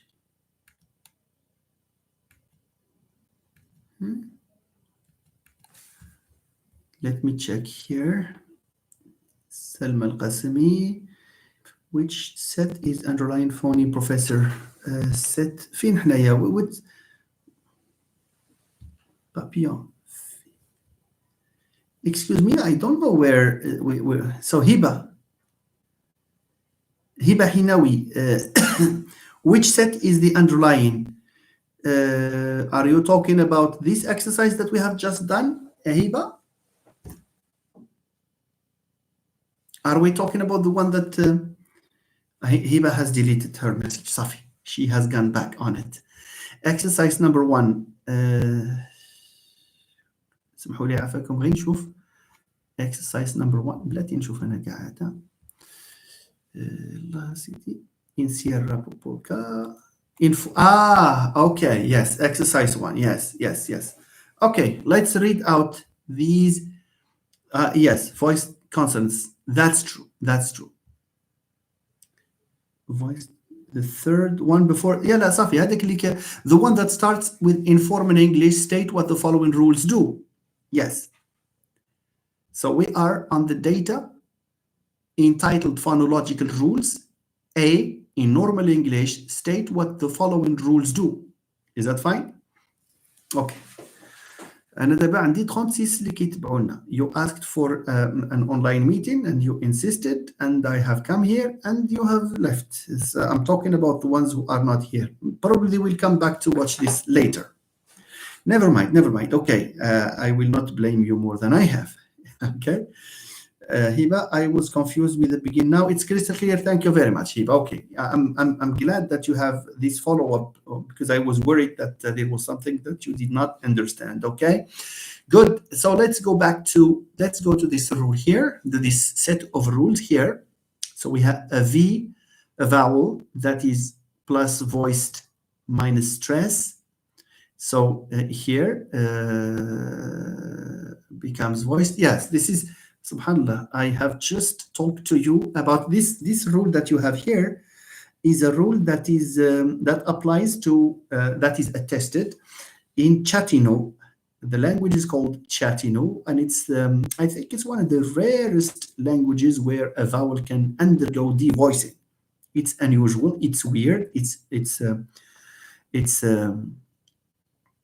I don't know, but anyway, it's real. But in the northern dialect, of Terifit, there is this. I don't know if you have heard someone using the language. You may say that Ambrose is talking about Terifit a lot, but it's just that I worked on it way back in the 1990s. I worked on it in 1998, 1999. Some of you here were not even born. So in Terifit, you have an E sound that undergoes devoicing. Weirdly enough, when it occurs, so a vowel becomes voiceless. Just imagine. It's not that it becomes voiceless. It metamorphoses. It becomes a consonant. When I say, for example, let me give you an example. That is very clear, and then we move to Chatino. In Terifit, when you have the word for oil in Moroccan Arabic is what? It's zit. Yes or no? We know what zit. In Terifit, it's zisht. E becoming sh. Why? It's because this word final t devoices everything that comes. Anything that comes before it it undergoes devoicing. If you want to say ترفت, you say ترفشت. مغربي, مغربية, مغربية, c'est ثمغربشت. It's not even ثمغربيت. ثرفيت, الفاسية, c'est تفسشت, and so on and so forth. So I'm just putting this between brackets. But the other language, the classical language, the language that is classically, reported, okay, that is classically reported, to use devoicing, is the one that is known as Chatino. Okay, in Chatino, you have a vowel that becomes voiceless between two voiceless consonants. Okay, you see. So this is an advice for students here, because our country, is very rich linguistically. You have people who speak Tashleet, and you have native speakers of Terifit, native speakers of the Middle Atlas, you see. And you have, even in Moroccan Arabic, we have Jibli dialect versus Dukala versus. These are very rich, and someone who intends to do phonology or any other, to follow any other discipline for that matter, they need to always start with the local dialects. It's very fascinating, and it will certainly inform you of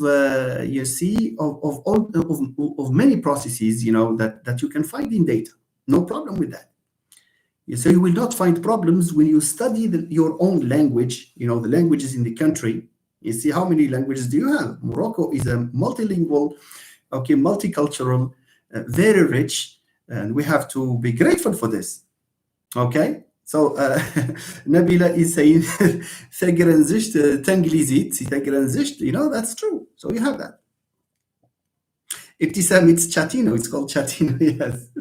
Okay. Now let's move on to the discussion of these data that we have here. So a vowel which is plus voiced minus stressed. It means that a vowel which is voiced, it means an unstressed vowel. Here we don't need to, for vowels, we don't need to specify it. We don't need to specify them for voicing. Vowels do not need to be specified for voicing. Vowels do not need to be specified for voicing, because inherently vowels are voiced. So one thing we can do is, without referring to a vowel that is plus voiced, just a vowel becomes voiceless, because once you say plus syllabic, it means that you have a vowel there. You don't need even this plus voiced. Okay. But if you write plus voiced, it does not matter. It's not a problem. So we have a vowel, means a voiced, let's say, because the rule is written like that. So we have a voiced and stressed vowel is devoiced or becomes voiceless between two voiceless consonants. Did anyone write that? An unstressed voiced vowel, Barraho says, an unstressed voiced vowel becomes voiceless when it occurs between two voices. That's very good. That's very good. Thank you. I don't know if someone else has written this here. Okay. A and C, an unstressed voiced vowel gets devoiced when it occurs between. That's very good. Let's move on, please, so that we will not lose your time. So a consonant which is minus sonorant plus voiced becomes minus voiced. Here you have this bracket notation. So let me see if any one of you has written this here. I was at another exercise. Okay, Papillon, what's the problem? So number 2, please. I need the rule. It's clear. So there's an exercise for you. Let me see if you can do it right or not. Nathalie Leblanc, a consonant which is an obstruent and voiced becomes voiceless word finally before a voiceless consonant. Let me see another answer and then compare with Nathalie's.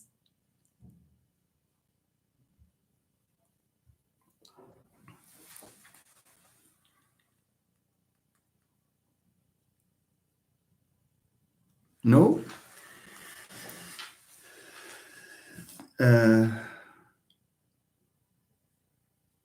Barho says a voiced obstruent becomes voiceless when it is word finally and occurs before a voiced consonant. Wait a minute. I have to stop my friends here. Wait a minute. Fadil Idrisi, Terence Tau. I don't know what you mean here, Mr. Fadil Idrisi. Okay, let's just go here. For number 2, I need your attention, please, my friends. كل شيء اسمع. In that rule in number 2, you have brackets. Yes or no? You have brackets.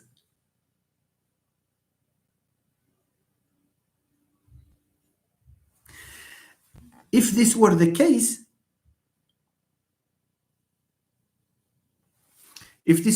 then why do you have the brackets? Why do you have the brackets? Yes, Asma is Sadiq. Yes, Asma, yes. When you have brackets, in the end, the rule by a word final voiceless consonant. Zakaria, yes, but we have to account for optionality. Okay, let me ask the question this way. What would happen if we do not have the brackets? The rule that you have written here, Zakaria and Hiba and Barho and and also Natalie, if we delete the 2 brackets for consonant, your rule will be right.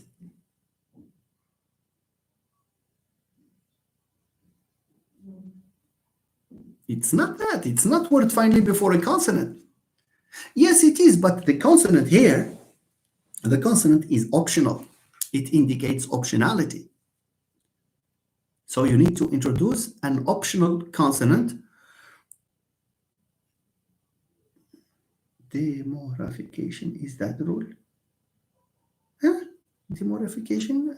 I have never heard the word unless you mistype it. So here, my friends, I did that. What did you do? See, Zakaria, a voiced obstruent is divorced word finally, or it's not even or. لا ماشي or. My friends, it's not or. شوفوا عافاكم. شوف. If there is one important point in this live session with you today, it's this very point. لا. شوف. Or, the idea of or is something like this. is realized as هذا before كان فتحوا القوس هكذا كان ديروا a word final position like this and a consonant which is -1. هذه هي or. This is or. We don't have this. We have this. You can express this as an optional by the word optional or sometimes. An optional or sometimes. The word optional is needed there, and the word sometimes maybe is needed there. ولكن or no, or هي هذه or. A consonant which is obstruent and voiced becomes voiceless word finally, and then optional. Yes, look at Natalie. Look at Natalie. Look at the answer provided by Natalie for this specific question. You see, a consonant which is an obstruent and voiced becomes voiceless word finally before an optional voiceless consonant. Optionality is indicated by the brackets.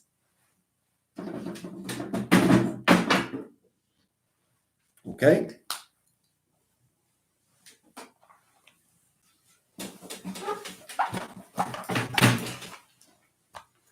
So you have, there is a difference.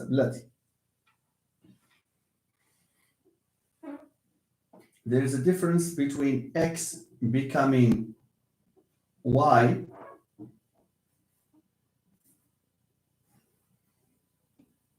word finally before, or sorry, before maybe a consonant. المعنى ديال هذه هي X becomes Y either before finally ولا sometimes before finally هي هذه sometimes or before voiced consonants هي هذه either word finally or okay or yes or is a good option. So here either or, but here it's better to say an optional. Look, X becomes Y because you have here word final position. شوفوا عافاكم شوفوا معايا عادي. My God, I have a backache.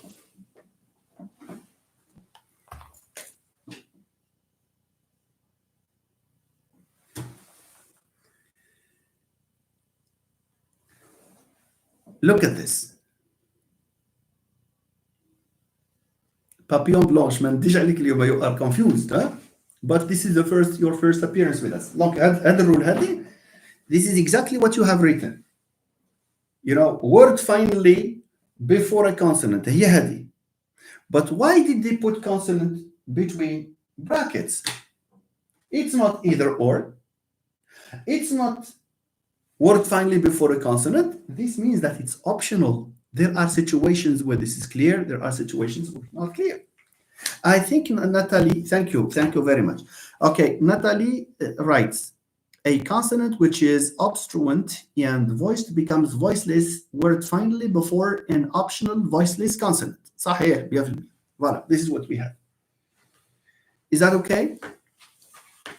Nice. What else do we have here? Can we move on?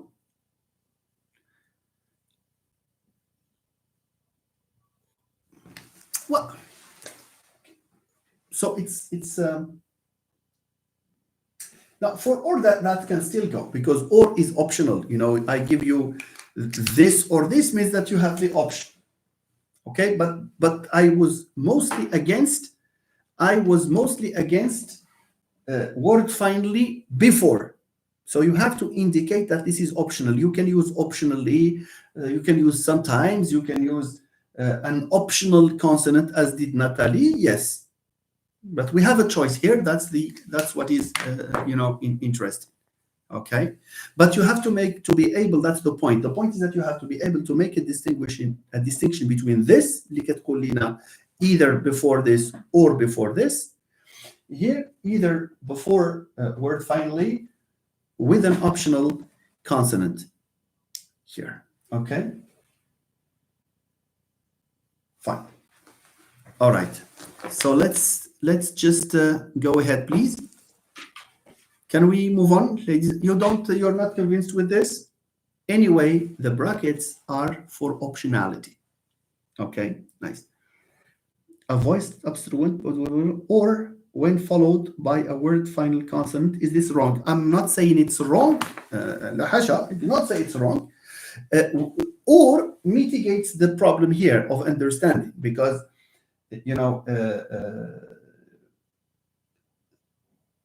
what is important is that this is not realized as this word finally before. Word finally before, we don't need brackets. Word finally or word finally before a consonant.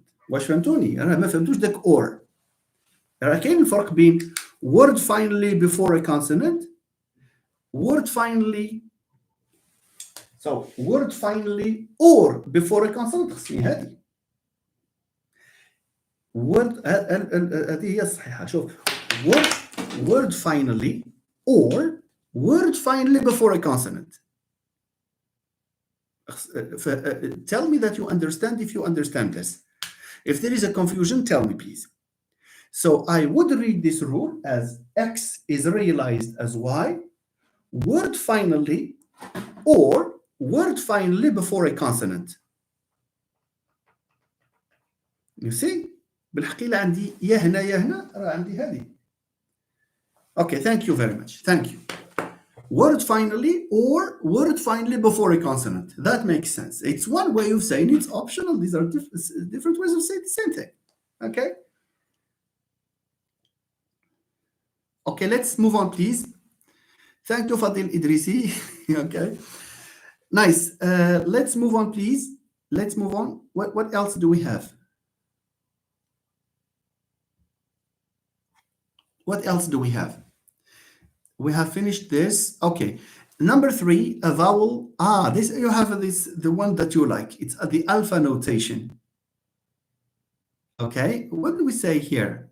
Number 3, a vowel which is high plus round, plus high alpha round becomes alpha round. Yalla, zid. I need the term here. There is a term. That's true, Barahu, yes. So tell me what the rule is. But there is a process that is well known. I'm sure you will know it. A vowel becomes with this feature. If the vowel has X as a feature, then this vowel has an X feature. If this is a minus X, here it's minus X.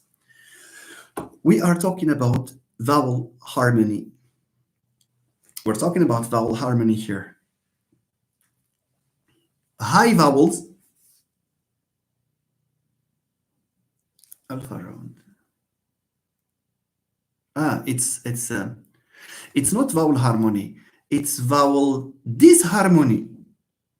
You see, this is very interesting because you have alpha and then you have minus alpha. Let me tell you.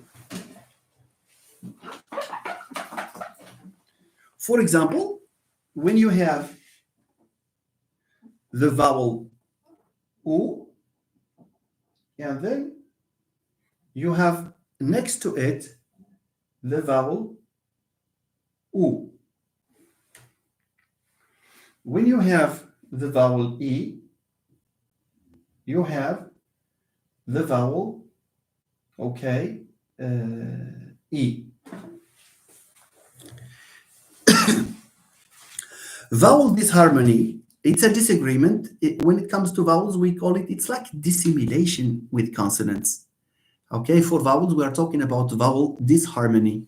So if U is next to an U, هذه غتبدل الراوندين ديالها ما توليش الراوند. تولي, for example, an E or something. It's still a high vowel, but it has changed the rounding. Okay. This one, I'm just saying this as just to illustrate what you have there. An E, is it plus round? It's minus round. Okay, هذه بزز منها تولي rounded. It means where you have a rounded vowel, the one next to it loses rounded. Where you don't have it, the other one becomes rounded. It's like they hate each other. They cannot occur together as plus rounded or minus rounded. I hope you understand this. Okay, so Nuni Nunu says, a high vowel changes its rounding depending on the rounding of the following high vowel. When a consonant occurs, changes its rounding. That's true. Yeah, changes its rounding is one way. Yes. Or loses rounding. Loses its rounding or changes its rounding. Unless changes is not a problem here. Because when you say changes and you have a round, it becomes minus round. So it's fine. Okay. A vowel, a high vowel, we use the word disagree. High vowel, that's what Natalie says. It's the best word here that would fit is the word disagree. So I would say a high vowel disagrees in rounding. Okay. A high vowel disagrees. It's not disagrees. لا.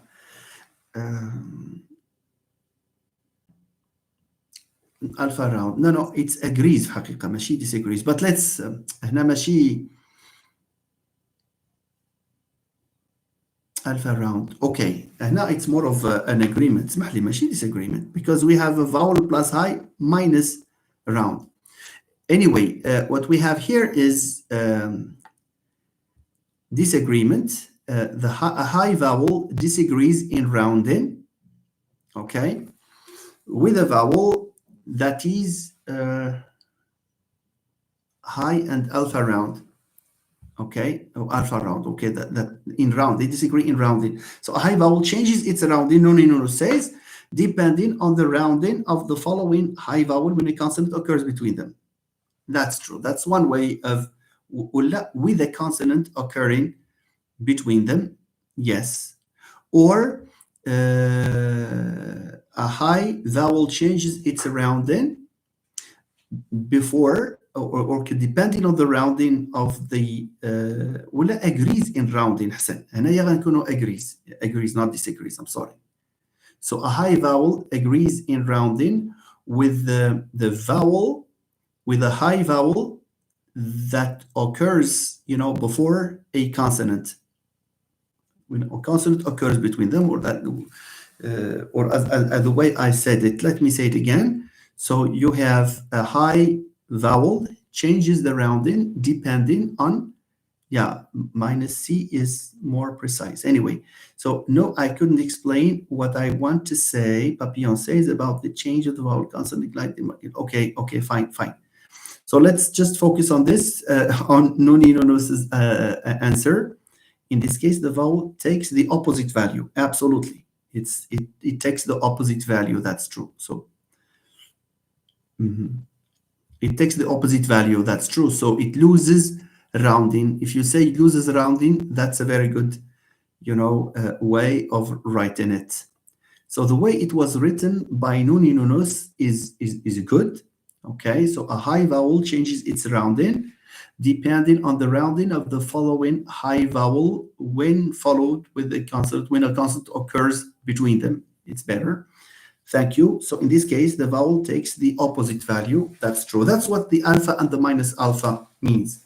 So alpha means you have rounding, you have agreement.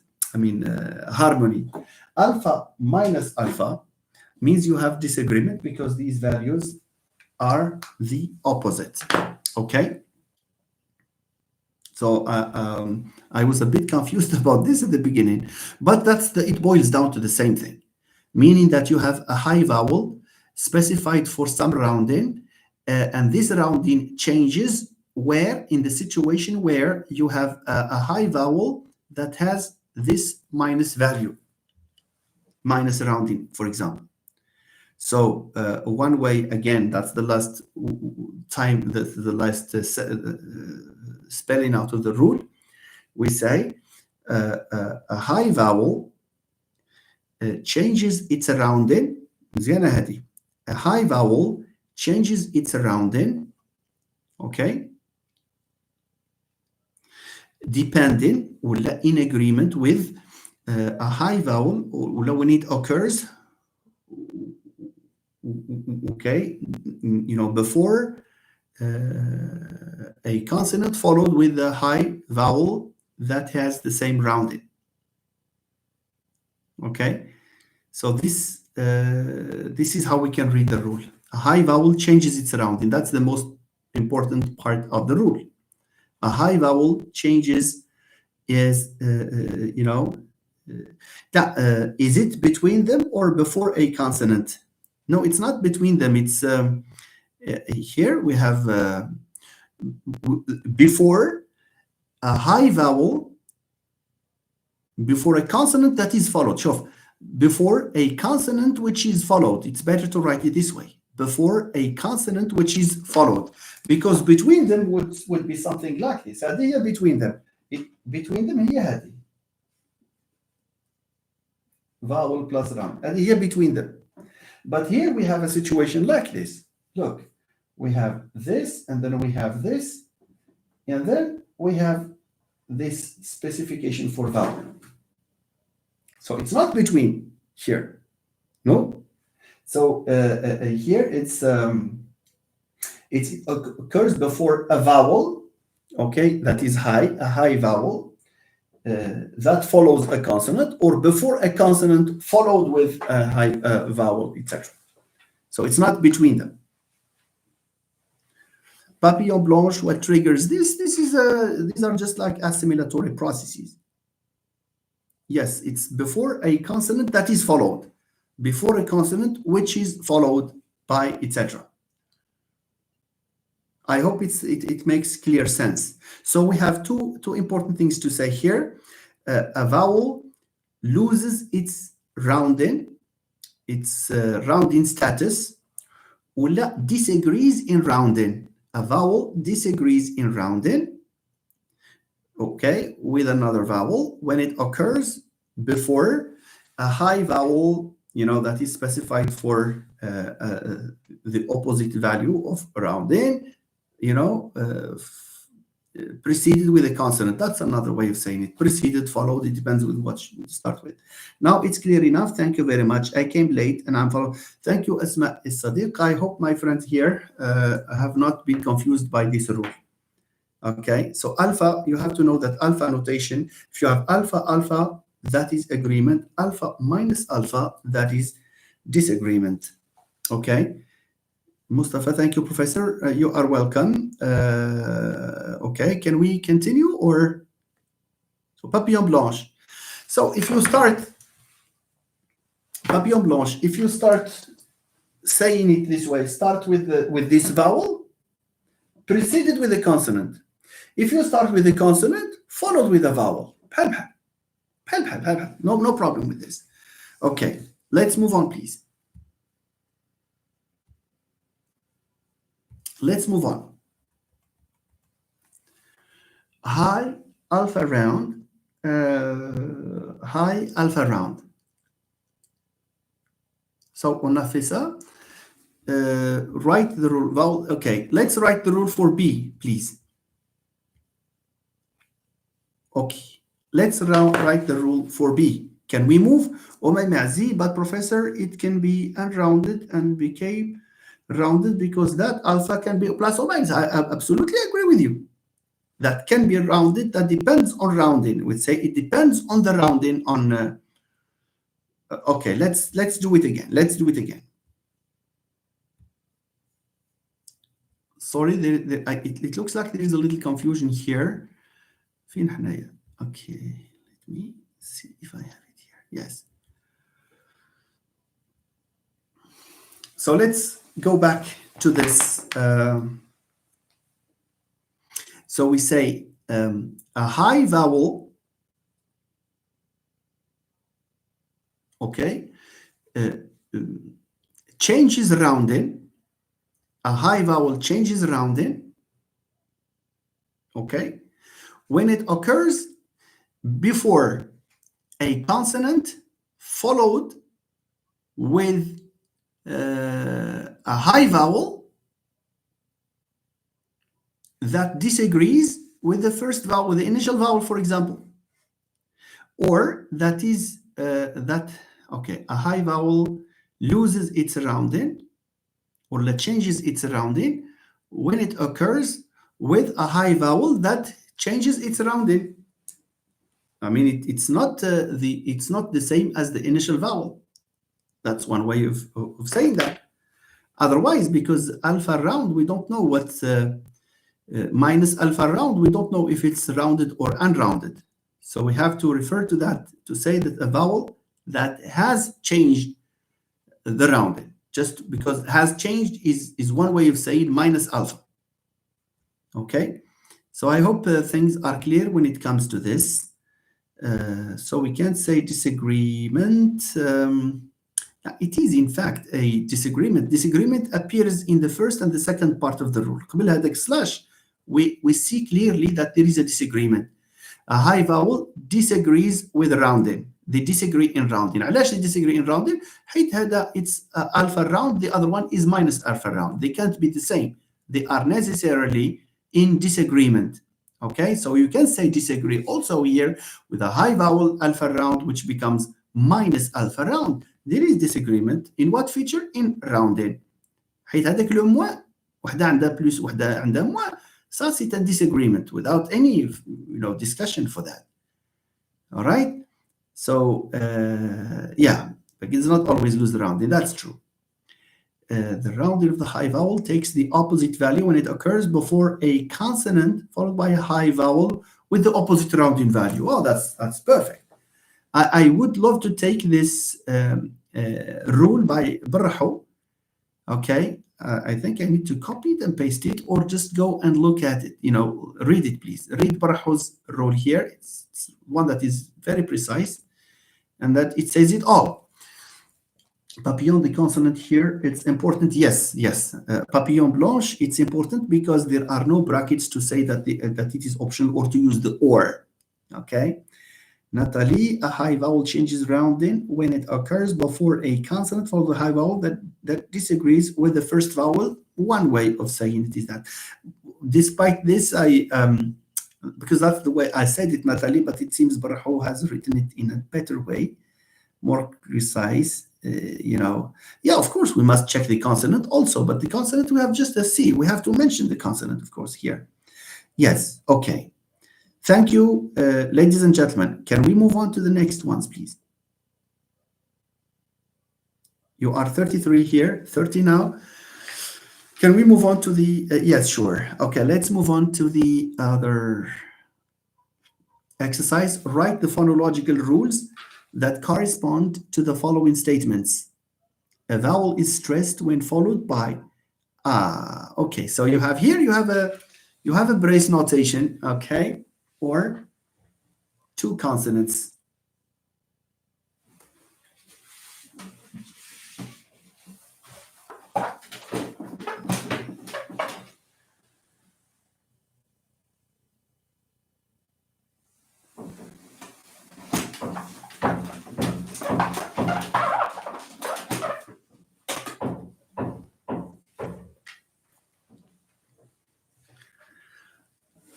A word final consonant or two consonants. Okay, so we have a vowel is stressed. Okay, so what do we have here? So we have minus syllabic. A vowel is stressed minus stressed. Or just a V minus stressed. Yes, okay. And unstressed or stressed, what do you have here? A vowel is stressed minus stressed. It becomes plus stressed.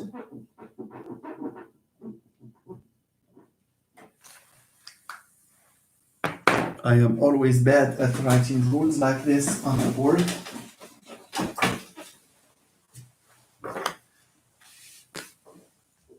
Yes, plus syllabic is stressed. A vowel is stressed means that we have minus stress, so plus syllabic minus stressed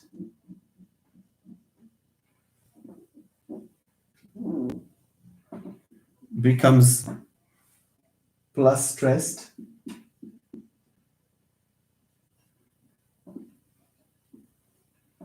Where?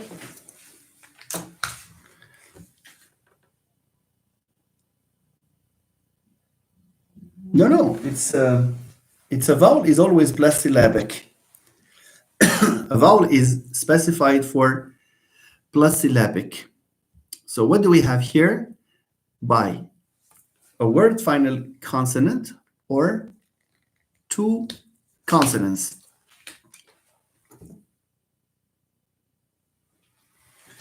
So you can, before, yeah, in a word final, before a word final consonant or two consonants. I would write this like this, before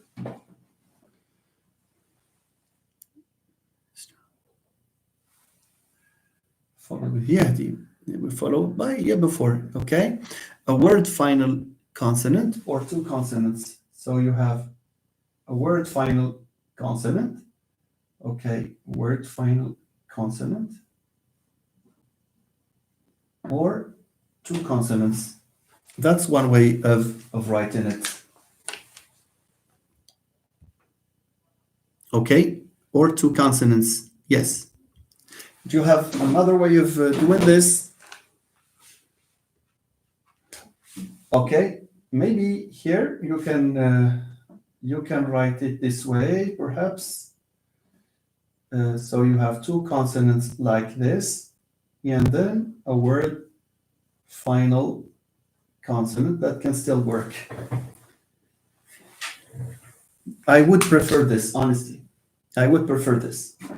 This one would say either word final consonant or word final consonant with two consonants at the end. Wallahu a'lam. And I'm just using the little knowledge I have about this. Okay. Can we not see, we cannot see, yes, yes.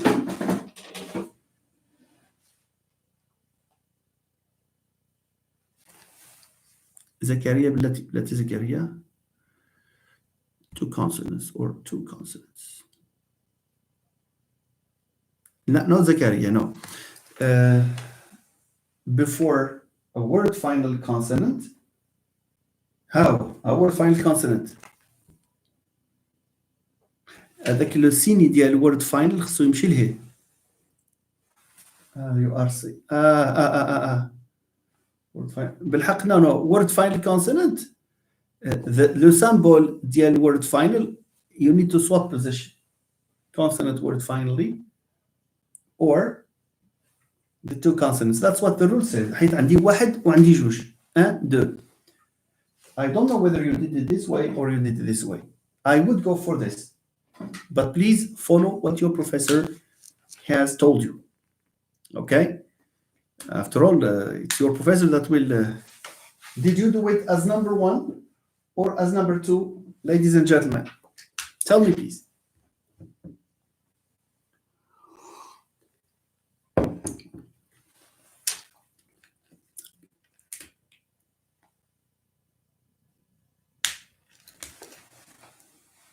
You mean here. Like this? Peut-être, oui. Oui, that's true, that's true. Yes, you are right. Yes, wait a minute. It's a better way. I agree with you here. You have a consonant here. And then you have the word final position. That's even neater. That's more sophisticated. Yeah, I would go for this. Yes, this is more economical than the previous one. Thank you very much. Okay, so let's move on. If you have no objection to this, let's move on to the other one. A high rounded vowel becomes unrounded after a high and rounded vowel that is followed by 1 or 2 consonants. Yes. شفتوا هنا في هذا الرول كاين داك 1 or 2. We have optionality, so we don't have braces here.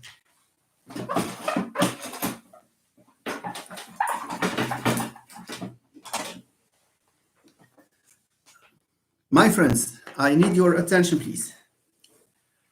قبل ما نهضروا على هذا الشيء الله يخليكم. My friends, you listen to me.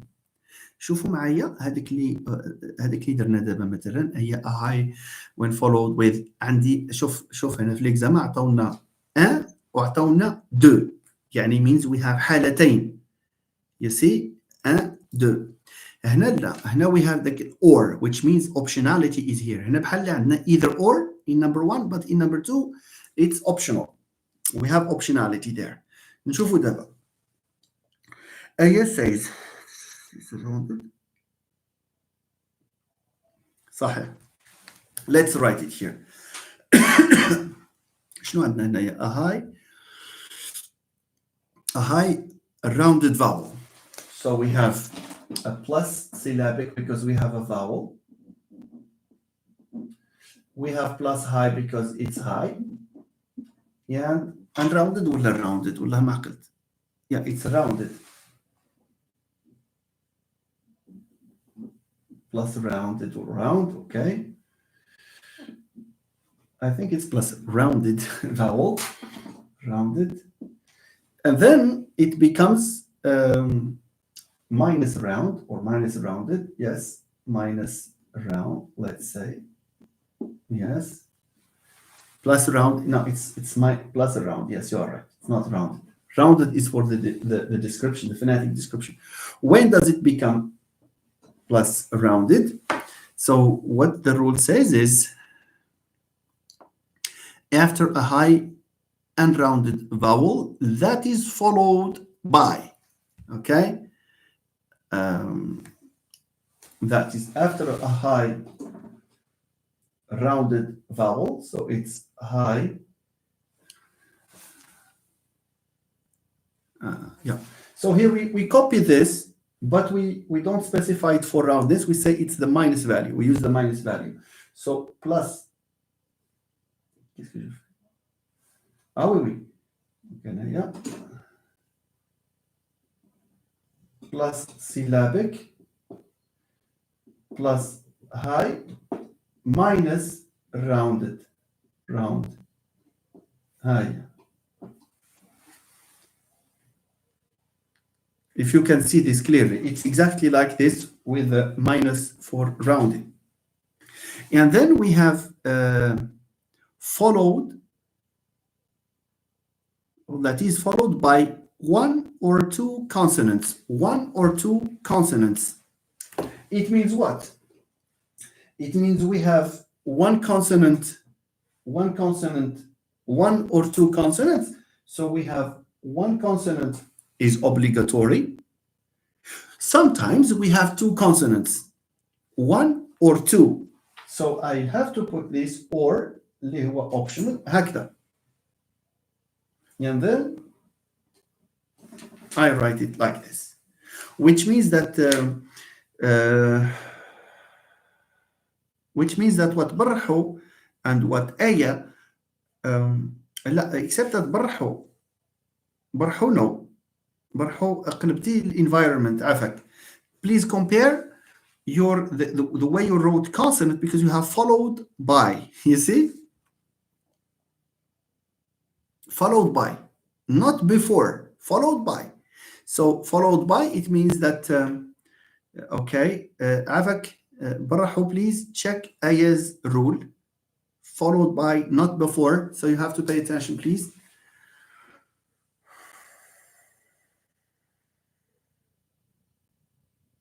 Check before or followed, please. احنا عندنا هنايا around it, that is followed by, not before, followed by here in rule number 2.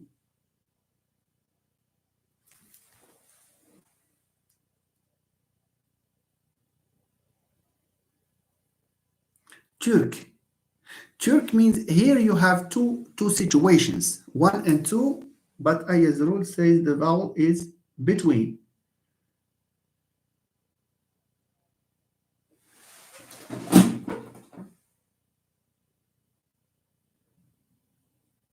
Oh yes, I think the mistake is also here. Sorry. I'm sorry, please. Let me go back to this. After a high rounded vowel, that becomes unrounded after. Yeah. Look at this rule, please. Look at this rule. But Aya says that the vowel is between. Let me show.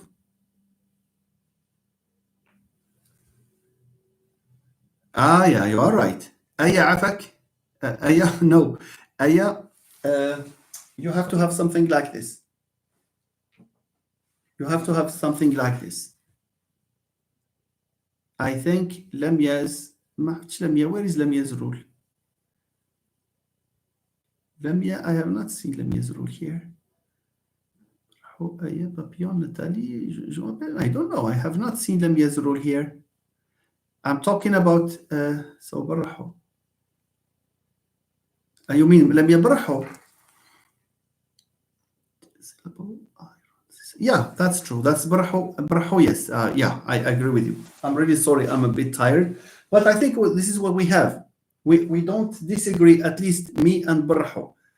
So Aya, please correct this. Now it's Aya that should consider Baraho's rule, not vice versa. Donc هي هذه.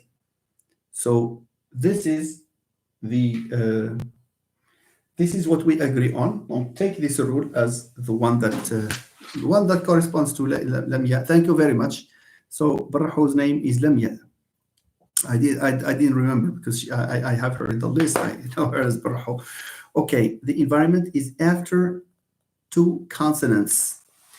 Two consonants. Yeah, the after two consonants, but one of them is optional here. Okay, Barho. Thank you, Lamia. Thank you. I just did not remember the first name.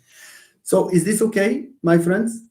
Are you sure you understand this very well? Sometimes it's very confusing when it comes to the environment before, after, and the factors of tiredness and may make us may make it difficult for us sometimes.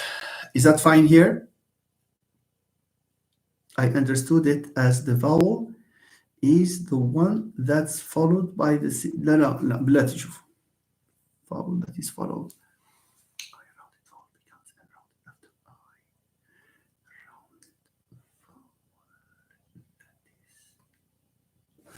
After a high rounded vowel that is followed. Yeah, that is followed. It's that's the thing.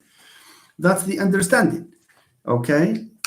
But now I understand you. Okay. Nice. Okay. Papillon blanche. Every professor has his manner of teaching, but it's clear. Thank you. Baraho Amlamia. Natalie, correct. Yes, Professor Lamia. But sir, in the first rule, you wrote the opposite. See, and it's followed by two. No, this one or which rule? Tell me the number, please. Are you talking about this one, Lamia?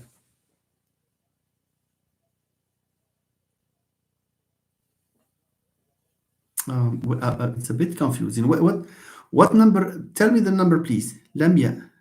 Number one. A vowel is stressed when followed by. Let's rewrite it. Let's rewrite it. Sorry, vowel.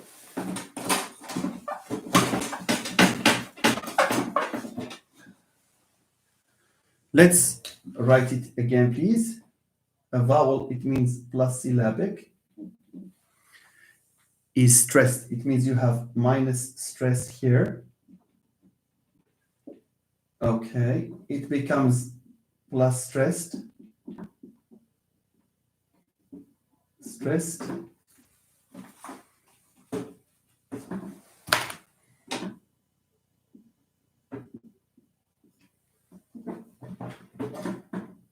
يلا نقرأ الرول دابا.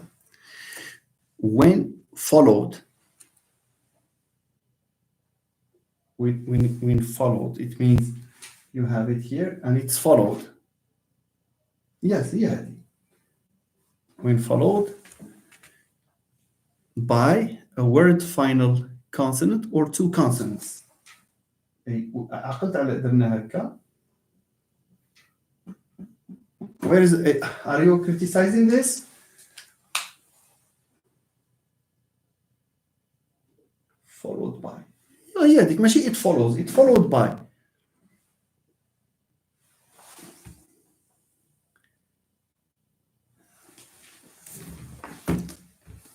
لم Okay. Have I made a mistake? I don't think so. بالخو, number one.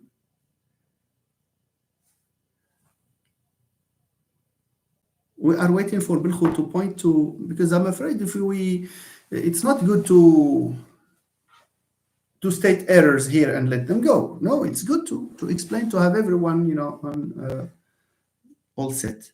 That's clear, sir. Okay, very good. All right. A velar obstruent is rounded when followed by another rounded vowel. Okay, a velar obstruent.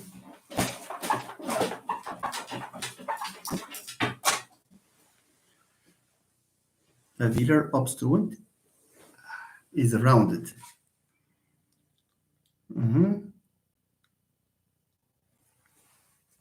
So,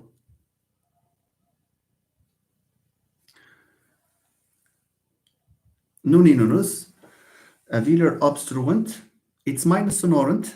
And nuninunus, correct that, please. It's not plus sonorant. A velar obstruent, ياك ماشي sonorant. A velar obstruent خصو يكون minus sonorant. Yes, minus sonorant. Velar plus back, plus high, minus around, plus around. That's very interesting. Okay, so let's do it. That's true. Okay, so a minus sonorant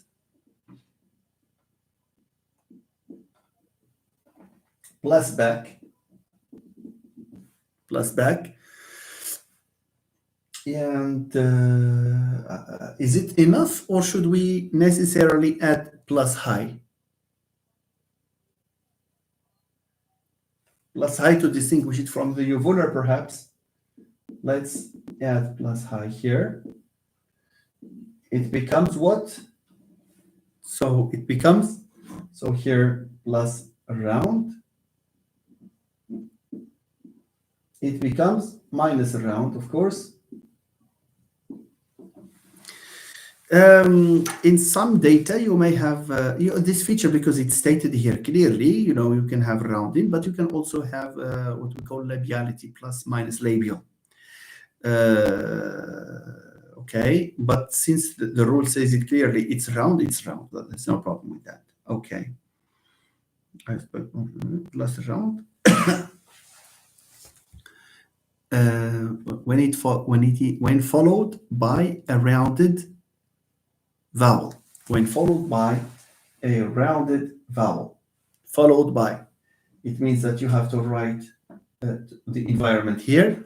This is followed by, okay, isn't it the opposite? It becomes round, not unrounded.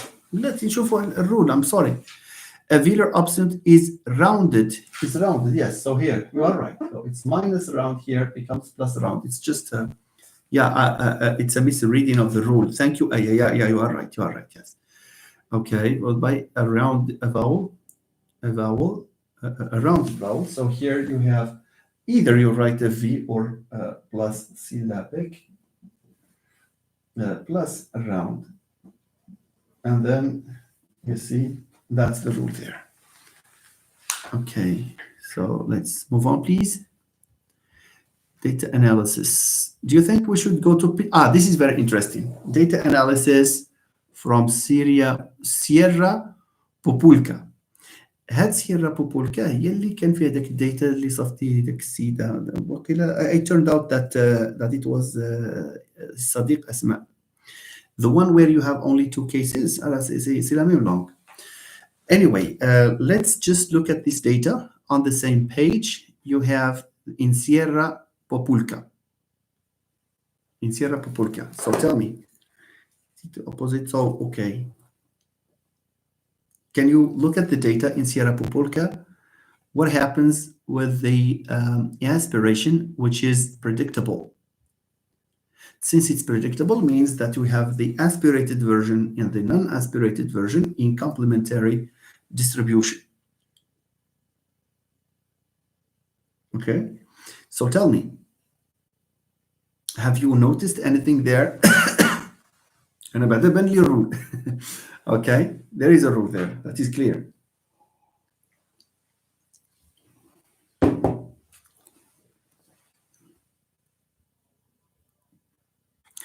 In which context do aspirated and aspirated sounds occur?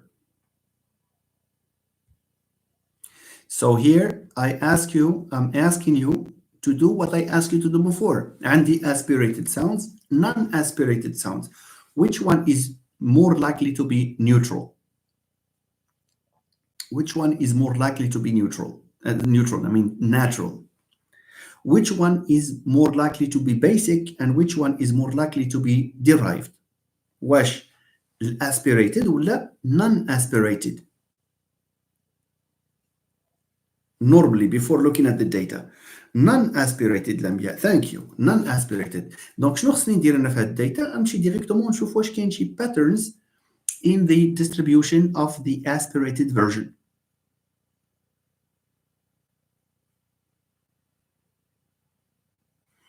Papillon blanche, I don't know why. Yeah, okay. So Papillon Blanche, tell us why what makes you laugh. And it's okay now, Rapo, what are the consonants that take the features of vowels like high, rounding? Of course, usually it's theoretically it's any consonant that is that for high it's usually the ones. For rounding it's any consonant. For example, like sometimes you have a labialized consonant. It's no, it's not labialized. It's like q. For example, q, it's not like a k. So it can take this feature. T. There are some languages that have T, maybe they have T like this. And so theoretically, any consonant. But typically, for, for the feature back, it's usually the K and the Q and the H, the ones that are, articulated at the back of the mind, of the mouth. Usually, where this feature of back, it's usually when they occur near a vowel which is back, or because these are typically features of a vowel. So if a consonant has this feature, usually there is an influence from a vowel with these features. Okay, Natalie, we don't have aspiration when it occurs before a vowel. There is a better refinement for this term. There is no aspiration, of course. Okay, let me see if we can find other than elsewhere. So aspiration, yeah, okay. So I don't think you have found the rule. My friends, in this data set, you will find that aspiration occurs syllable finally. Syllable finally. A consonant is aspirated syllable finally. Okay, syllable finally. Tick, tick, tick, tick, tick, tick, tick. Yeah, that's syllable finally. I was just wondering whether it's a voiceless consonant or something, but it's a voiceless consonant, of course. Here, when it occurs before a consonant or word finally, before, why don't you say just syllable finally? No. So just try this. Syllable finally solves the problem, doesn't it? Let's try. الناس اللي عندهم مشكل. Pet cuy. Pet cuy. So t here occurs at the end of a syllable. P tap, p here is aspirated at the end of the syllable. Kek pa at the end of the syllable. كل شيء at the end of the syllable. Let me know if you have understood this.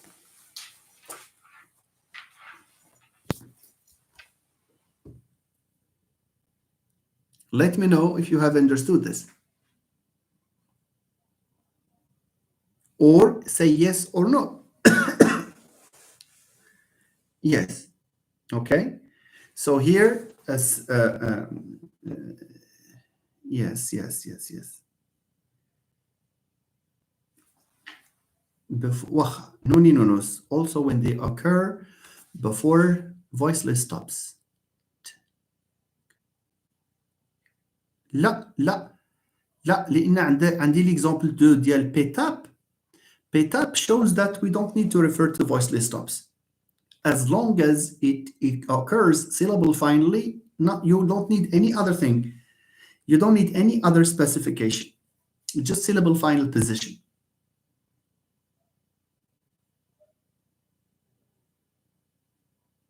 Okay.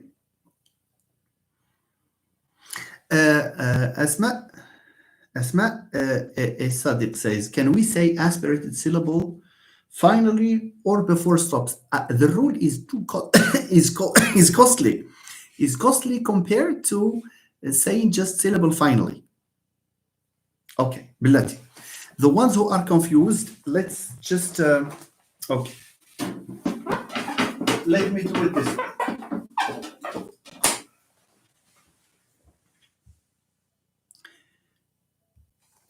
Let's choose the words where aspiration occurs. Okay, and the pet que. Okay, you have pet, and then you have que. And this pet here. Let's look at this sound. You have pétap. شوفوا لي ب عندكم تما word finally. راه word finally automatiquement c'est syllable finally. So we have it here. We have it in the second one. Kek pa. Kek pa. Kek, and it's the k that is aspirated because it's at the end of the syllable. Kek pa. Okay.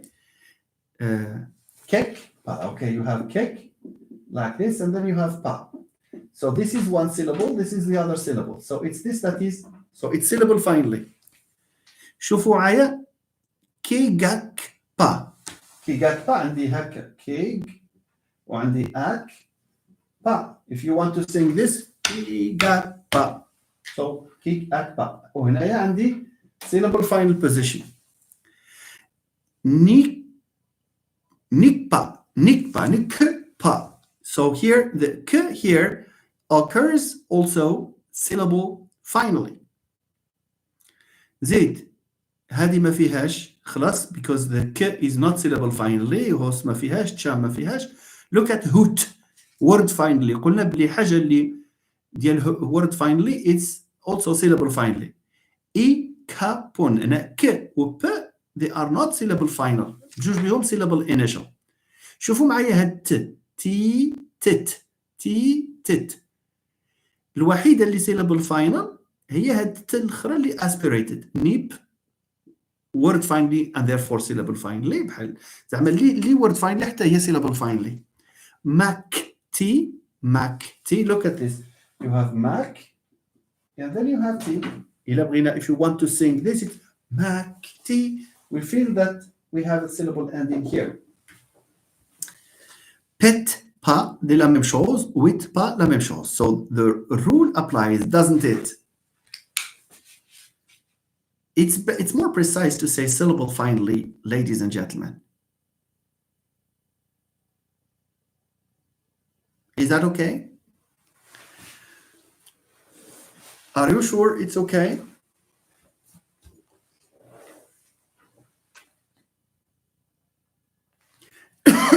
So how can we write the rule? Please, my friends, go back to the data and tell me that you understood that the aspiration here occurs syllable finally. Barho, whose name is Lemia. Okay, thank you. She says, yes, professor. Oh, okay. Natalie, with the syllabification, it becomes clear that aspiration occurs syllable finally. That's very interesting, Natalie. Thank you. Bint Zakaria. Aspirated syllable finally. You are absolutely right. So we have, let's write this. So we're talking about voiceless obstruents. Only consonants are aspirated when they occur syllable finally. Thank you. So Bint has given us a rule here, which we are going to write for the justification of underlying representation, how to express it precisely. We will talk about that.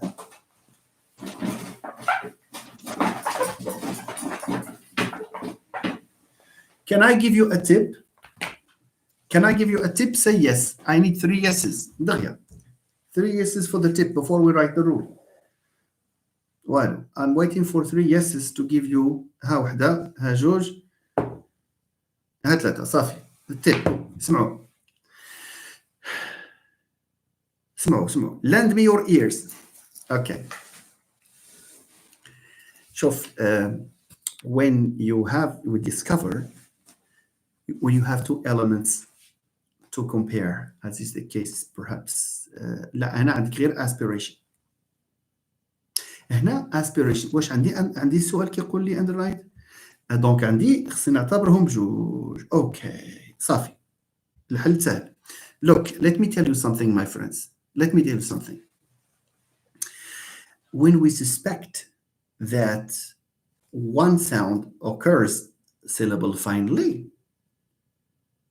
a consonant. When we suspect that a consonant occurs syllable finally, it logically and automatically follows that the other one, for example, we have aspirated occurs syllable finally. Automatically unaspirated occurs syllable initially. Because we have consonants here. We are dealing with consonants. الكونسون إلا ما كانش syllable finally غيكون syllable initially. إلا ما كانش حيت syllable شنو فيه onset nucleus coda. Okay? So if it's a coda, it's fine. If it's not a coda, غادي يكون automatically ضروري غادي يكون onset اللي هو syllable initial. إلا شفتوا الداتا والله ما شفتها هذا الشيء هذا زعما سوير، ولكن غادي نلقاو باللي اللي non aspirated راه كيكون syllable initially. هاي شوفوا كاع اللي voiceless stops that are aspirated كيكونوا syllable initial for logical reason. ما يحتاجش بزاف ديال thinking. Okay, so if we are asked just to say when a consonant is aspirated نكتبوا الرول باللي it is aspirated syllable initially. بالحق إلا قالوا لنا كتبوا لنا الرول for the aspirated and the non-aspirated, one way is to say elsewhere. بالحق elsewhere ما يمكنش هنايا. علاش؟ elsewhere عندي بقات لي وحده. You see, si c'est pas blanc, c'est noir. اوكي؟ دونك مع شي حاجه اللي ماشي هي syllable initially هي syllable finally. حاجه اللي ماشي هي syllable finally هي syllable initially. دونك في هذه المسائل ديال syllable boundaries راه دائما ما يمكنش مثلا نلقاو واحد syllable finally وواحد elsewhere. واخا هي ممكنه ولكن it boils down to syllable initial. وفاش كنقول وحده syllable initial وحده syllable final كيكون عندي une symétrie في لا ريغل في الرول. In the rule it will be symmetrical. Okay, so you have to get it this way. Bear the underline representation نهضروا عليها ما عندناش مشكل. We can talk about it. Okay, my friends. So let's write the rule. I think Si Bentahu has written something there. واخا نشوفوا حنايا نعاودوا الرول ماشي مشكل because he wrote it in a nice way, in a clear way. Okay, let's move on. Donc هنا which context do aspirated and aspirated sounds occur? أنا بالنسبة لي and check it against the data. Thank you, Lamia. For in answer to the first question, a minus sonorant, minus continuant, minus voice becomes spread or plus aspirated. You can just write plus aspirated because it's a feature. It's better to call it plus aspirated, just like that. All right. Just write plus aspirated. It's better. Okay. لميا syllable finally مزيان. And okay, it becomes minus aspirated syllable initially. Comme ça عندنا une sorte de symétrie. Okay, so let's write the rule. I'm sorry, I have a real backache. Okay, نشوفوا هنايا syllable finally in which context aspirated group of segments aspirated. Which group of segments? Okay. Aspirated and aspirates underlying justify. Justify your choice. Which group of segments is underlying. غادي نشوفوا هادشي. Write the formal rule. And I'm just looking at the questions here. Very clear. So for the first one, we say it's plus aspirated syllable finally and minus aspirated syllable initially. Which of the groups of segments is underlying? Which one do you think is underlying? عاد نكتبوا الرول.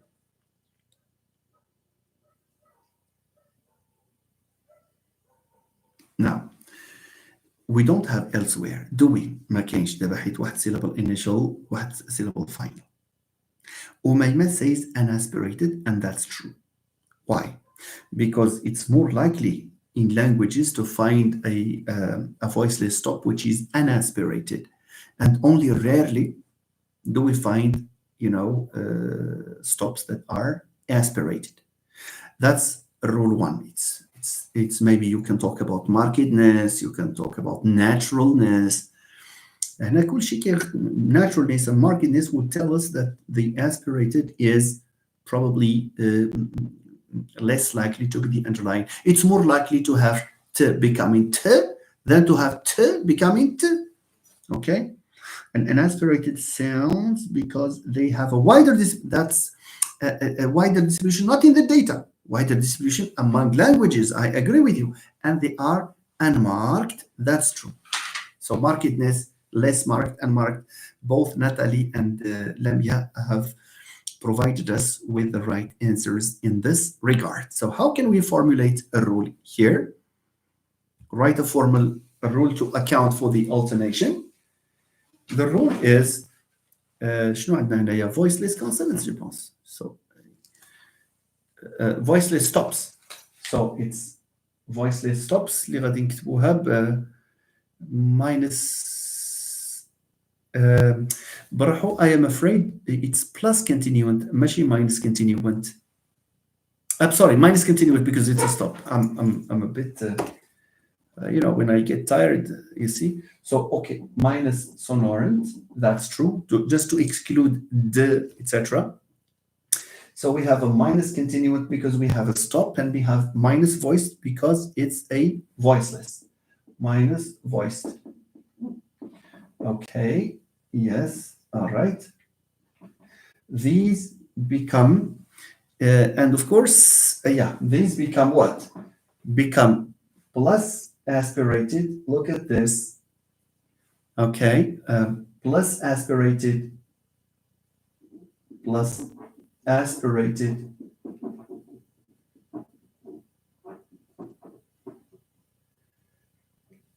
syllable finally, and minus aspirated,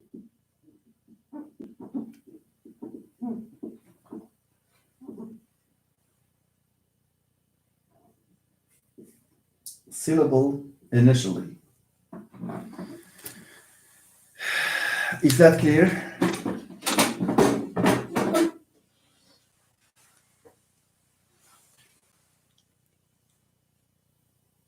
Safi, once you say this, we don't need any other, you see, other thing to say. Let me just have a quick look at the data again. I'm looking for complex segments. No, we don't have complex segments here. No, the rule applies perfectly. My friends, the rule applies perfectly. Your feedback, please, about this. So I think we have answered these questions, right? Which segments aspirated? Write a formal rule. We're done with this.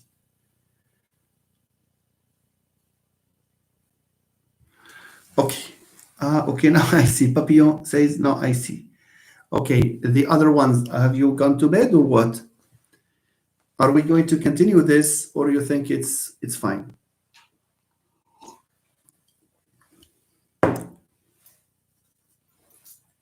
Tell me what to do, please.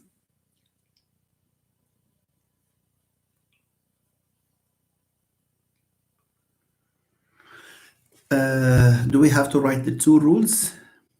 Depending on what we have in the question, let me see. Which group of segments is underlying? جاوبنا عليه. Justify your choice. On a répondu la question هنايا. Write a formal rule to account for the alternation. لا هنايا by definition we have to say, you know, when it is aspirated and unaspirated. حيتقال لنا aspirated and unaspirated in question 2. Yes, Mehdi Benis is following. Thank you very much. Papillon Blanche, the ear. See, Professor, I have a question, please. How can we determine the features of height and backness when it comes to consonants? Is there a systematic way of doing so, or should we just learn them? For backness, when it comes to consonants,